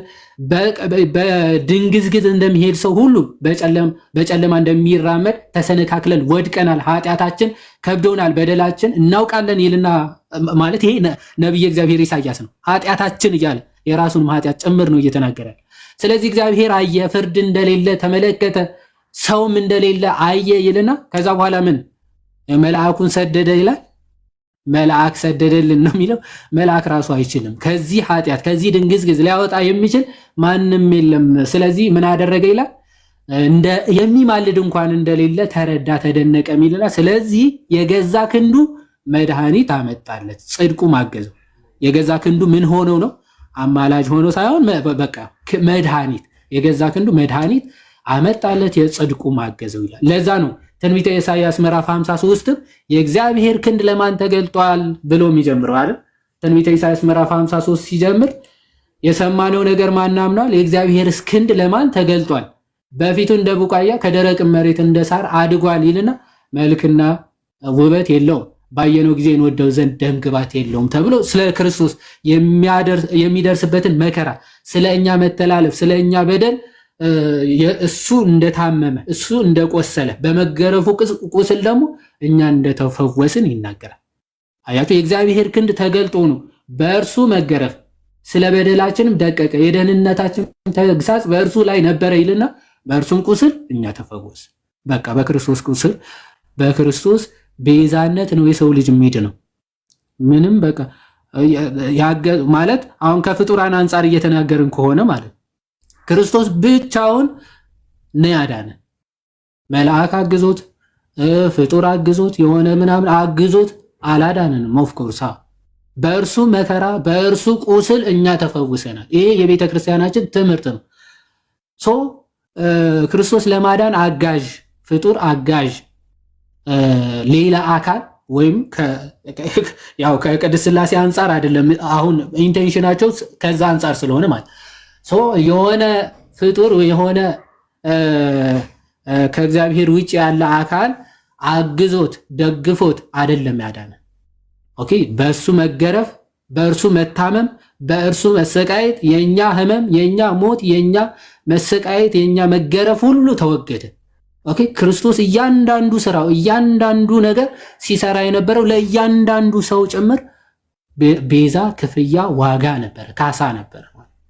መታመሙ፣ መራቡ፣ መጠማቱ፣ ኦኬ መድገረፉ፣ መቁሰሉ፣ መሞቱ፣ መነሳቱ ይሄ ሁሉ ቤዛነት ነው። ቤዛነት መወለዱ መጸነሱ ጀምሮ ማለት ይሄ ሁሉ ስራ ክርስቶስ ቤዛነት ሲሰራ ነበር ለፍጥረታት ሁሉ ለሰው ልጆች ሁሉ ማለት። ስለዚህ ያለ ማንም ረዳትነት አድኖናል። በጣም በሚገርም ሁኔታ ራሱ ቅዱሳን ራሱ ምልጃቸው ወይም ደግሞ የሆነ ነገር ፈውስ እንኳን ሲያደርጉ እነሱ ካለ ክርስቶስ ምንም አያደርጉ። አሁን ክርስቶስ ሌላ አጋዝ ብቻውን ያደርጋል ሳይሆን ቅዱሳኑ ያለ ክርስቶስ ራሱ ምንም ማድረግ አይችሉም። ምልጃ ቢያደርጉ ክርስቶስ ረድቷቸው ክርስቶስ በሰራው ስራ ወደ ክርስቶስ ስራ የሚያቀርቡ እንጂ እነሱ በዚህ በኩል ክርስቶስ በዚህ በኩል እኩል ማለት ፓራሌል የሚሄዱ ሁለት አካላት ወይ ሁለት ኃይላት አይደል። የክርስቶስ የማዳን ስራ ያገዛቸው የረዳቸው ጸጋው ያገዛቸው ቅዱሳን ናቸው። ቅዱሳን ማለት ከክርስቶስ ተነጥለው ምንም ናቸው። ልክ ቅርንጫፍ ከግንዱ ተነጥሎ ምንም እንዳይደለ ዮሐንስ 15 ላይ እንደሚናገር በቅርንጫፉ በግንዱ ብትሆኑ ኦኬ እኔ እናንተም በእኔ ትኖራላችሁ ነው የሚለው። ከግንዱ ከተነጠለ ግን ቅርንጫፍ ምንም ዋጋ እንደሌለው ቅዱሳን ከክርስቶስ ከተለዩ ሲጀመር ምን የላቸውም። በቃ ቅድስና ራሱ ከየት ይመጣል? የቅድስና ምንጭ ኦኬ ጻድቅም የለም እኮ ነው። ቅድም ያነበብነው አይደል? ጻድቅ የለም ኃጢአታችን ሁላችንም ገዝቶናል አይደለም? ከክርስቶስ ውጪ ጽድቅስ ራሱ ከየት ይመጣል? ከክርስቶስ ውጪ ቅድስና ከየት ይመጣል? ከክርስቶስ ውጪ ቤዛነት ራሱ ከየት ይመጣል? ስለዚህ ቅዱሳን ከክርስቶስ የተለዩ የተነጠሉ ሌሎች አካላት ሌሎች ኃይላት ሳይሆኑ የክርስቶስ ጸጋ የክርስቶስ ቤዛነት ረድቷቸው አግዟቸው በእነሱ ደግሞ ሙሉ ለሙሉ የክርስቶስን ጥሪ የክርስቶስን ማዳን በምልአት የተቀበሉ ስለሆኑ ነው ማለት ኦኬ። ልክ ክርስቶስ ወደ ክርስቶስ መምሰል ህይወት እያደግ ስትሄድ ክርስቶስ ወደ አንተ እጥፍ እየቀረበ እንደሚመጣ ማለት ኦኬ። ይሄ የጸጋ ተዋህዶ የሚባል አለ። ተዋህዶ ሁለት አይነት ነው። የጸጋ ተዋህዶ ባህሪያዊ ተዋህዶ የሚባል አለ። ክርስቶስ ከሰውነቱ ጋር የተዋህደው የባህሪ ተዋህዶ ነው። ከቅዱሳኑ ጋር ደግሞ የጸጋ ተዋህዶ ያደርጋል። የጸጋ ተዋህዶአችን የሚሆነው በምንድን ነው? ያው ከክርስቶስ ጋር ካለን ህብረት የተነሳ ወይም ደግሞ ከክርስቶስ ጋር ካለን ህብረት አንጻር ነው። ክርስቶስ ወደ ክርስቶስ እየቀረበን በሄድ ቁጥር ክርስቶስ ወደኛ እየቀረበ ይመጣል። ጸጋውን፣ ኃይሉን፣ ክብሩን በእኛ ይገልጣል ማለት ነው። ልክ ሐዋርያ ቅዱስ ጳውሎስ በድካሙ የክርስቶስ ኃይል በእርሱ እንደሚገለጥ ለዛ ነው በድካሜ እመካለሁ ይልና ምክንያቱ በእኔ ድካም ማን ይገለጣል ነው የሚለው ክርስቶስ ስለሚገለጥ ነው። በሐዋርያ ቅዱስ ጳውሎስ የሚገለጠው ክርስቶስ ነው እንጂ ሐዋርያ ቅዱስ ጳውሎስ ከክርስቶስ ተነጥሎ ሊሆን ሌላ አካል ሆኖ ሌላ ስራ የሚሰራ አይደለም። በሐዋርያ ቅዱስ ጳውሎስ ግን የሚሰራ ማን ነው? የቅዱስ ጳውሎስ ጌታ ክርስቶስ ነው ማለት። አሁን ፕሮቴስታንት ወንድሞቻችን የማይረዱትና ወይም ደግሞ ኦን ፐርፐዝ የሚነጣጥሉት ክርስቶስ ከቅዱሳኑ ነው። የህይወታቸው የቅድስናቸው ምንጭ ክርስቶስ መሆኑ ይረሱትና ሐዋርያ ቅዱስ ጳውሎስ እንዲህ ያደረገ ሲባል ክርስቶስ ነው የሚያደርገው ወይስ ሐዋርያ ቅዱስ ጳውሎስ ይላል? ሐዋርያ ቅዱስ ጳውሎስ እኮ የክርስቶስ አካል እኮ ነው። ጸጋው የረዳው አንድ የክርስቶስ ብልት እኮ ነው። የክርስቶስ ብልት ስለሆነ ነው ያንን ጸጋ የተሰጠው ወይም ደግሞ ያንን የሚያደርገው እንጂ ሐዋርያ ቅዱስ ጳውሎስ ከክርስቶስ ተነጥሎ ሊኖረው የሚችል ምንም ጸጋ ራሱ የለም። ከክርስቶስ ተነጥሎ ማለት ሲጀመር ከክርስቶስ ከተነጠለ ቅዱስ ምን ይባላል? ዮሐዴ እንዲህ እንደሚባለው እኮ ነው። አያይዘህ እንትን እንድትለው የጴጥሮስ ጥላ ነው ወይስ ክርስቶስን ያዳናቸው? የጳውሎስ ጥላ ነው ወይስ ክርስቶስን ያዳናቸው እንደማለት ነው እኮ። አይገርምም? በጣም እኮ ነው የሚገርመው። የጳውሎስ ጨርቅ ወይስ ክርስቶስ ነው የሚያድነው? ኦልሬዲ የሚገርማችሁ ቅድስና ማለት ወደ ክርስቶስ በጣም እየቀረብክ ከሄድክ ማለት ነው። ቅድስናው ከሰውነት አልፎ ባይዘወይ ወደ ልብስ ከልብስ አልፎ ወደ ጥላ አያችሁ። ቅድስና እንደዚህ በጣም ወደ ክርስቶስ እየቀረብክ በሄድክ ቁጥር የክርስቶስ ጸጋ ከአንተ አልፎ በአካባቢ ያለውን ራሱ ይቀድሳል። አይገርም? ልብሳቸውን ይቀድሳል። አሁን ወንድም እህቶቻችን ሰዎች ሆነው እነሱ መቀደስ አቅቷቸዋል። ሐዋርያ ቅዱስ ጳውሎስ ግን የእሱ ቅድስና ልብሱን ቀድሷል እና ሰዎች ልብሱን ቀደው ሄደው ድውያንን ይፈውሳሉ። አይገርም? እናንተ ራሳችሁን መቀደስ አቅቷቸዋል። ሐዋርያ ቅዱስ ጳውሎስ የእሱ ቅድስና ልብስን ይቀድሳል። ልብሱ ደግሞ ድውያንን መናፍስትን ያባረራል። የሐዋርያ ቅዱስ ጴጥሮስ ቅድስና ኦኬ ክርስቶስ ጸጋውን አብዝቶ ረድቶት ምን ያደርጋል? ጥላው ራሱ ሲያልፍ አስቧል። ሐዋርያ ቅዱስ ጳውሎስ አይደለም የእርሱ ጥላ የሆነ ፀሐይ ስትኖር እኮ የሚኖር ነገር እኮ ፀሐይ ካለች ጥላ ይኖራል፣ ፀሐይ ከሌለች ጥላ አይኖርም። ይህ በፀሐይ መኖርና አለመኖር የሚወሰነው ጥላ የሐዋርያ ቅዱስ ጳውሎስ ቅድስና ወደ ጥላው አልፎ ምን ያደርጋል? መናፍስትን ያባርራል፣ ልዌዎችን ይፈውሳል። አሁን ጥላው ነው ወይስ ክርስቶስ ነው እያልክ ታነጻጽራለህ? ጥላው እንዲፈውስ ያደረገው ክርስቶስ እንደሆነ እንዴት መረዳት ያቅታል? ይሄ ነው በጣም ሌምና በጣም የወረደ አርጊመንታቸው ማለት በጣም ያሳዝናል። እንደው ክርስቶስ ብቻውን ነው ከቅዱሳን የትኛው መዳን? ቅዱሳኖቹ ቢያማልዱ፣ ቅዱሳኖቹ ተአምራት ቢያደርጉ፣ ቅዱሳኖቹ ቢፈውሱ ከክርስቶስ ተለይተው የሚባል አማርኛ በጭራሽ የለም። የቅድስናቸው፣ የፈውሳቸው፣ የምልጃቸው ምንጭ እና ሰጪ እና ከዋኒ ፈጻሚ ራሱ ክርስቶስ ነው። ራሱ ክርስቶስ ነው። እነሱም ቀርበው ወደ ክርስቶስ ስለቀረቡ እኛ እንድንቀርብ ያግዙናል እንጂ ምን የተለየ አሁን በእኛ መንገድ ሂዱ፣ ክርስቶስ በዚህ በኩል ላይ ያለው እኛ አማልደናችሁ በዚህ በኩል ለፉ አይደለም የሚሉ ወደ ሃይማኖታችን ራስና ፈጻሚ ወደ ክርስቶስ ማቅረብ ነው የነሱ ራሱ። በቃ ቅዱሳኖቹ ራሱ የሚያደርጉት ያንን ነው ለማለት ነው። እግዚአብሔር ይስጥልኝ። ቃልዮት ያሰማልን። ዮሐዲ ቃልዮት ያሰማልን። በጣም ደስ የሚል ማብራሪያ የሰጠው። ይሄን ከምን ሐሳብ ነው? ሜቢ መሀል ላይ ያልነበራችሁ ሰዎች ዮሐዲን የጠየቁት አንድ ባለፈው በሰራሁት ቪዲዮ ላይ ክርስቶስ ኢየሱስ ብቻውን ማዳን ይችላል የሚል ጥያቄና ኢንቴንሽኑ እንደተባለው ቤተክርስቲያን የምታስተምረውን ነገር ጋይስ፣ አሁን እኛ እዚህ ጋር የተቀመጥን ሰዎች እንደው የተለየ ነገር ቤተክርስቲያን የምታስተምረውን ትምህርትና እምነቷን በቃ ለመስማት ሞክሩ። ልባችንን አናደንድን። ኦኬ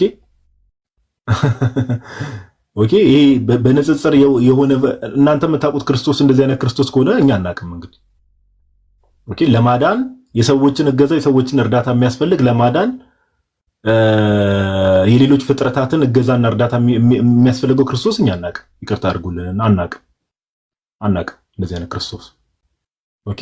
ነገር ግን ሁሉ በእርሱ ሆነ የተባለለትን ጌታችን ኢየሱስን በደንብ እናውቀዋለን በደንብ እና ይሄ ጥያቄውን የጠየቀው ሰው ራሱ እርግጠኛ ነኝ ኢል ኢንቴንሽን እንደሆነ የሆነ አለ ነቆራ በሚመስል መልኩ በዛ መልኩ ነው የጠየቀው። ነገር ግን በቃ እንዳልኳችሁ የፍጥረታትን እገዛና እርዳታ የሚያስፈልግ ክርስቶስ ኢየሱስ አናውቅ። እኛ የምናውቀው ጌታ ኢየሱስ ግን ለወደዱት በእርሱ ላመኑ እርሱ ባለው መንገድ ደግሞ በቅድስናና በጽድቅ መንገድ ለተመላለሱ ትእዛዙን ለጠበቁ ግን ያለምንም ስስት ጸጋውን ደግሞ ከመጠን በላይ የሚሰጥ ጸጋውን ከመጠን በላይ የሚያፈስ ክርስቶስ ኢየሱስን እናውቃለን። በማዳኑ ስራ ውስጥ ደግሞ ምን ያህል ቸር እንደሆነ መግለጽ ስለሚፈልግ ደግሞ ቅዱሳኑን የሚያሳትፈውን ክርስቶስ ኢየሱስን እናውቃለን። እርሱ ስለፈለገ በቃ ቅድም ጥሩ ነገር ብሏል። ቅድስና ክርስቶስ ኢየሱስ በሌለበት ቅድስና የሚባል ነገር የለም። ቅዱሳን ብለን የምንጠራቸው ከማን የተነሳ ነው ከተባለ ከባለቤቱ ከእግዚአብሔር የተነሳ ነው። እርሱ ቅዱስ እንደሆነ እናንተ ቅዱሳን ሁኑ ስለተባለ ቅድስና ምንጩ ራሱ ከጌታችን ከኢየሱስ ነው ምንጩ ራሱ። ስለዚህ እባካችሁ ከቤተ ክርስቲያን ውጭ ያላችሁ ሰዎች እባካችሁ እኛ ክርስቲያኖችን እንደዚህ አይነት ጥያቄ ስንጠየቅ ማብራራት ያለብን በዚህ መልኩ ነው። በቃ ኦኬ፣ በዚህ መልኩ ነው። ጌታችን ኢየሱስ የቤተ ክርስቲያን ራስ ነው። ቅዱሳንም በሰማይ ያሉ ሩጫቸውን የጨረሱ ከጌታችን ከኢየሱስ ክርስቶስ ጋር እመቤታችንን ጨምሮ ቅዱሳን መላእክትም ሌሎች ቅዱሳን ሐዋርያትም ቅዱሳን አበው ሁሉም ምድር ላይ ደግሞ አሁን እኛ ሩጫ ላይ ያለን ክርስቲያኖች በሙሉ ብልቶች ነን። ጌታችን ኢየሱስ ራስ ነው። ኦኬ፣ በክርስቶስ ኢየሱስ ነው የተጋጠምነው። ስለዚህ ከዚህ አንጻር ነገሮችን ለመረዳት ብንሞክር ጥሩ ነው እና ከዚህ አንጻር ነው የምንመለከተው እና ቃልዮት ያሰማልን። ዮሐዲ በጣም ደስ የሚል ማብራሪያን የሰጠው።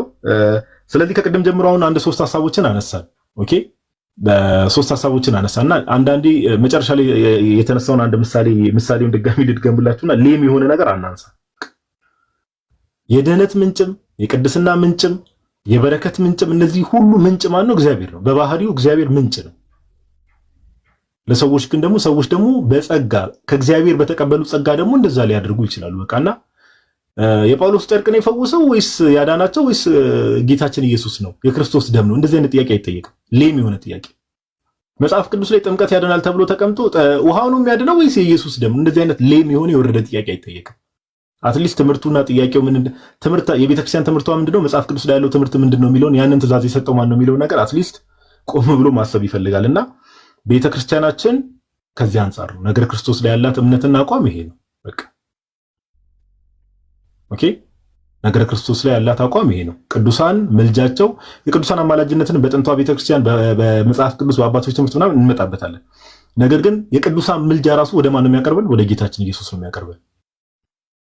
ወደ ክርስቶስ ኢየሱስ ነው የሚያቀርበን። ኦኬ፣ ወደሱ ነው የሚያቀርበንና ይሄን ማወቅ ያስፈልጋል።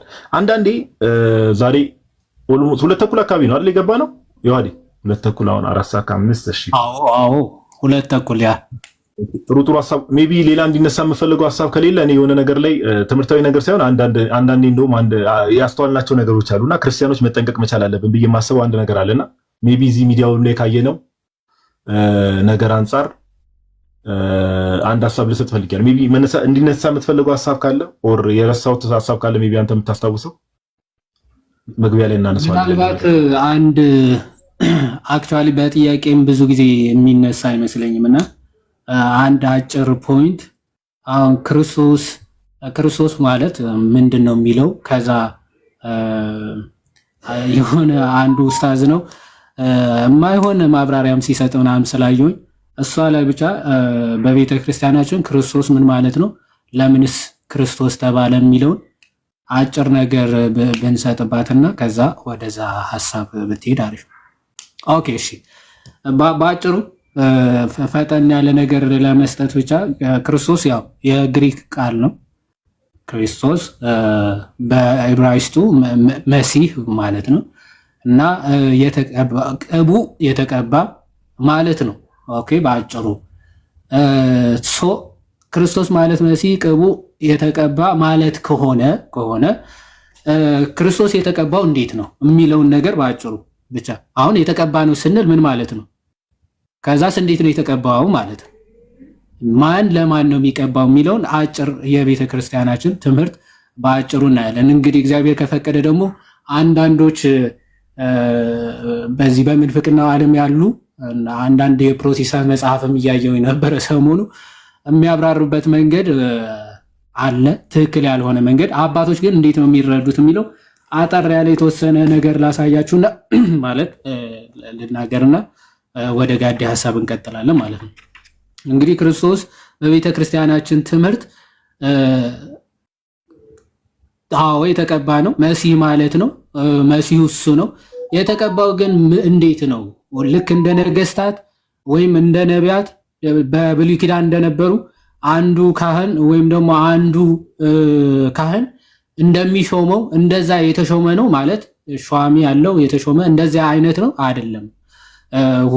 ሁሉም የቤተ ክርስቲያናችን አባቶች እንደሚያብራሩት ወይም ደግሞ እንደሚገልጹት ክርስቶስ የተቀባ ወይም ደግሞ ክርስቶስ የሚለው ስም ራሱ ከምን የተነሳ የመጣ ስም ነው? የመለኮትና የስጋ ተዋህዶ። ልክ ቤተ ክርስቲያናችን በተዋህዶ ከበረ ብላ እንደምትናገረው ማለት ነው።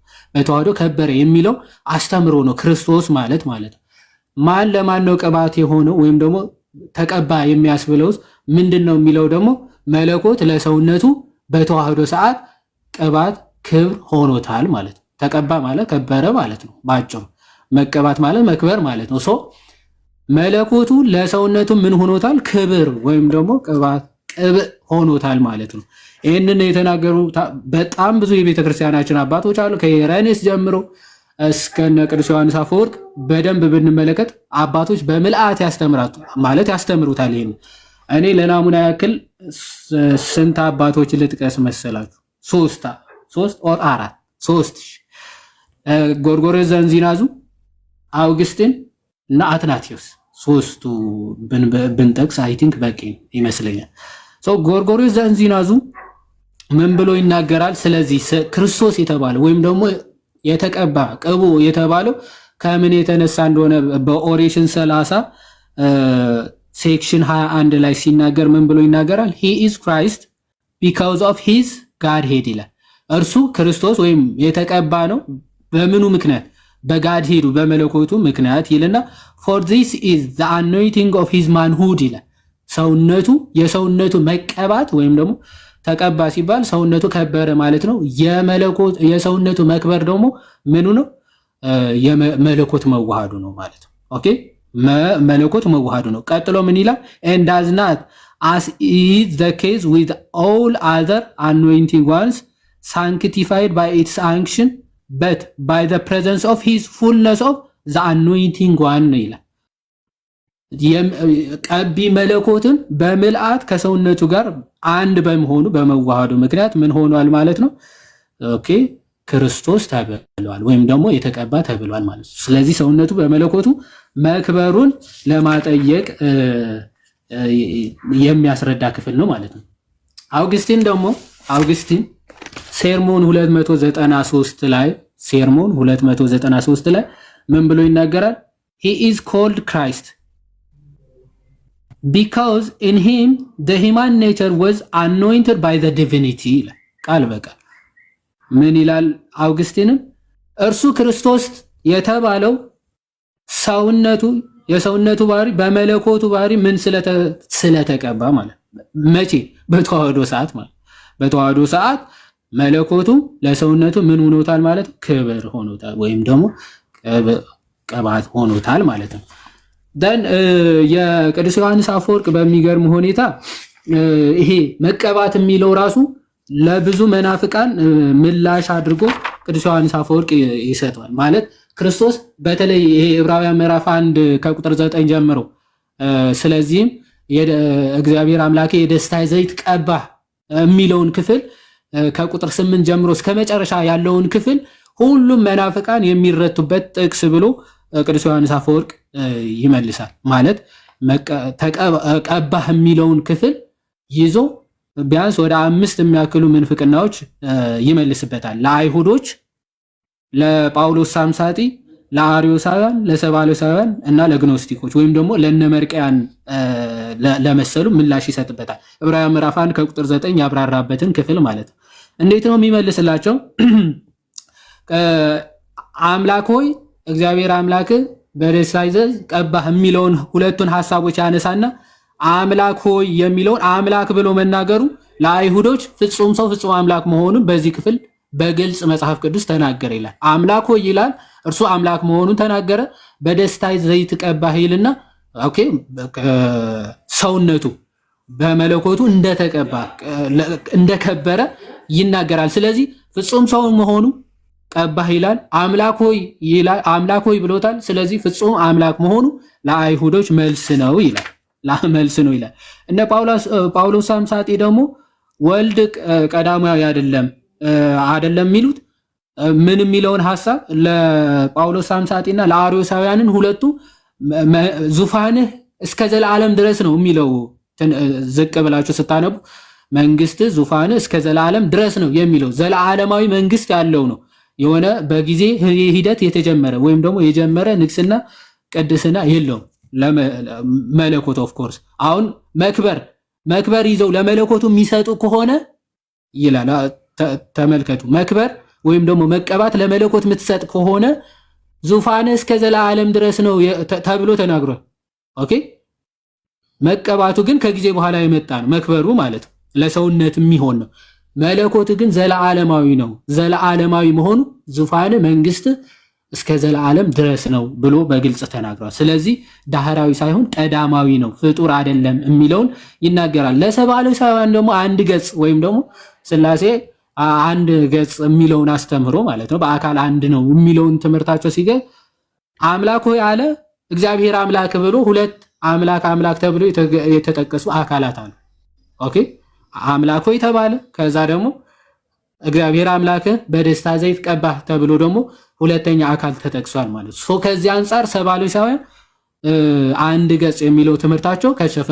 ምክንያቱ በብሉይ አብ ነበረ የሆነ በስጋዊ ወልድ የሚል ሐሳብ ስለሆነ የሚያነሱት፣ እዚህ ጋር ግን አምላክ ሆይ አለ። ከዛ እግዚአብሔር አምላክ በደስታ ዘይት ቀባ ብሎ ስለተናገረ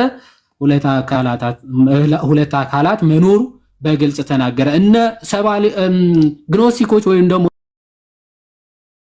እነ መርቂያን ደግሞ ስጋው ምትሃት ነው የሚል አስተምሮ ነበራቸው።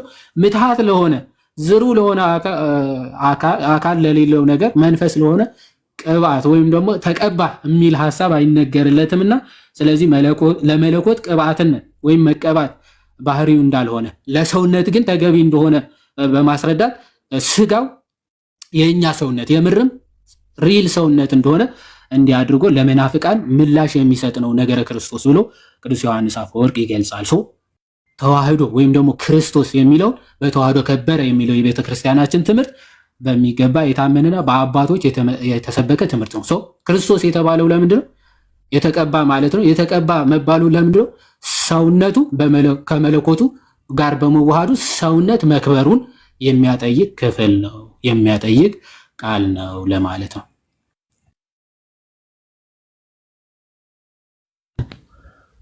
ቃሎት ያሰማልን ብሩስኪ ቃሎት ያሰማልን።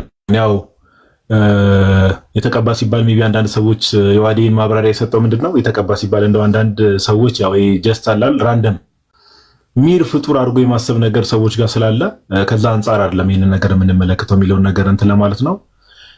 ቃሎት ያሰማልን የዋዴ እነዚህ ነገሮች እንደተባለው በተለይ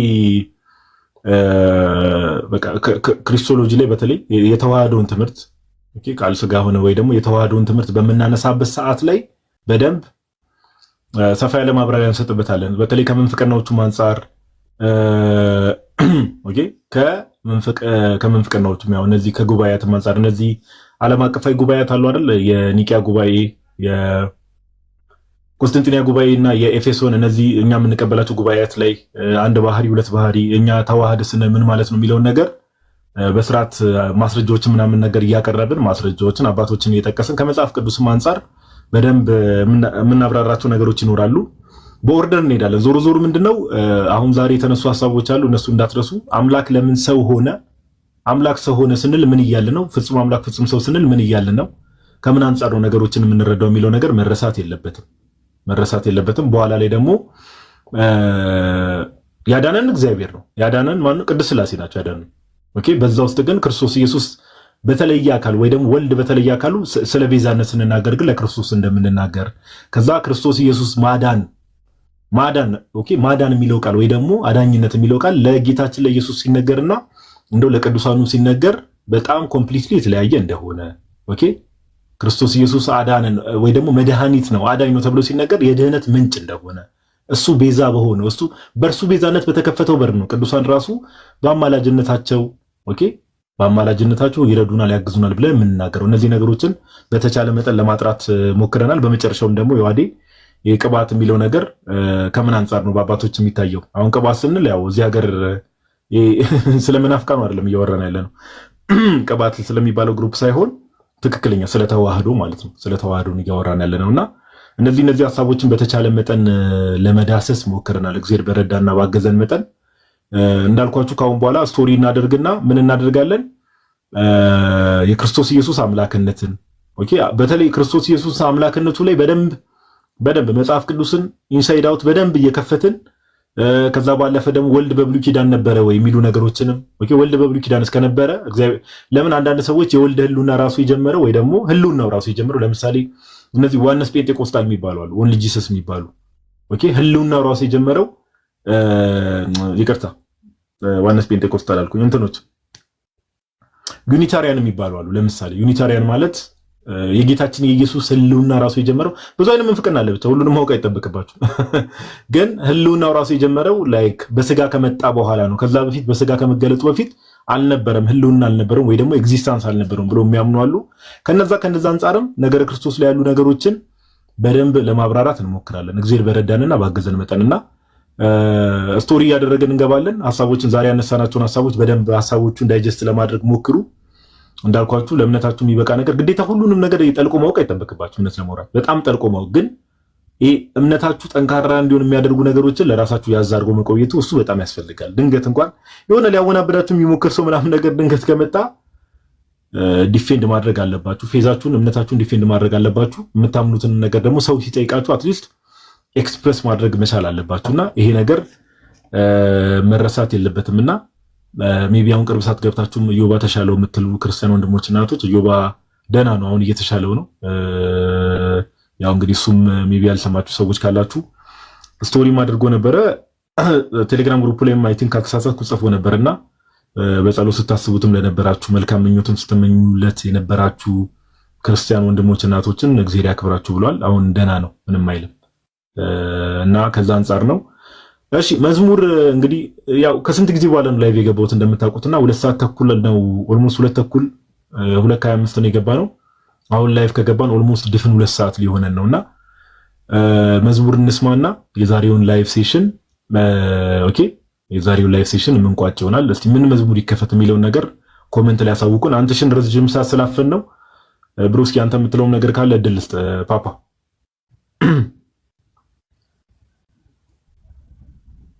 አንተሽ ሜቢ የምትለው ነገር ካለ ስልክ አጠገብ ካለ ወንድማችን ማይክን አብራ ትላለህ። እሺ ኡስታዝ ብላለች አቺ ሴትዮ ለነለው መተ ሰማ መተ መጨረሻ አቦካው ብለህ እና እንዴ አንዷ አልሰማም እንዴ ሚካኤል ያመጡ ነበርና እሺ ከዛ በቃ ልንሄድ ነው ለማለት ነው የሆነ ቪዲዮ ነገር እየሰራች ነው። ዛሬ ሚካኤል ያመጡ ነው በቃ ልንሄድ ነው አይነት ነገር ለመስራት ነው። እሺ እና ከፈተችና እንኳን አደረሳችሁ ዛሬ ሚካኤል ልንሄድ ነው በቃ ብለን እንመጣለን እና አሁንም መዝሙር ከፍተህ ልታስብለን ነው መሰለኝ። ኦኬ እሺ እኔ አሁን እንግዲህ እኔ የለሁበትም የሚለውን ፓርት እኔ የለሁበትም ራሱን ችሎ ነው ቪዲዮንም አላየሁትም። ስለዚህ ከት ቁረጠው ብሏል ተላለ። እሺ ስለዚህ ምን መዝሙር ይከፈት ጋይስ? ኮሜንት ለማየት እየሞከርኩ ነበረ። ዘጸአት ነው የሚለውን እያየው ነበረ። ድላለ በስም ወይ አንተ ይሰማሃል? መዝሙር የማይነገር ስጦታ የማን ነው? የአቤል። ኦኬ ግን ላይ እንትን ነው ይሄ ተሸገየ ብሎ የሚጀምረው ነው። አዎ ኦኬ እና ደግሞ በዛ ላይ ቃልዮት ያሰማልን፣ መንግስተ ሰማያትን ያወርስልን። እናመሰግናለን። ሌሎች ደግሞ ጥያቄ ያላችሁ በሙላ ጥያቄዎቻችሁን መላክ ትችላላችሁ። መልስ እንዲሰጣችሁ የምትፈልጉ ጥያቄዎች ካላችሁ ማንኛውም ጥያቄ ሊሆን ይችላል በነገረ ክርስቶስ ዙሪያ ላይ እሱን ጽፋችሁ ማቅረብ ትችላላችሁ ለማለት ነው። ቴንክ ዩ ጋድ። ምን ነበር መዝሙሩን ርዕሱን? ከመዝሙሩ ጋር ያለኝ ነገር እኮ መዝሙሩ አዳምጣለሁ እንጂ በማይነገር ስጦታ። ኦኬስ በማይነገር ከላይቭ ስለሆነ ረዘም ሊልብህ ይችላል። ትንሽ አሳልፈህ ታየዋለህ።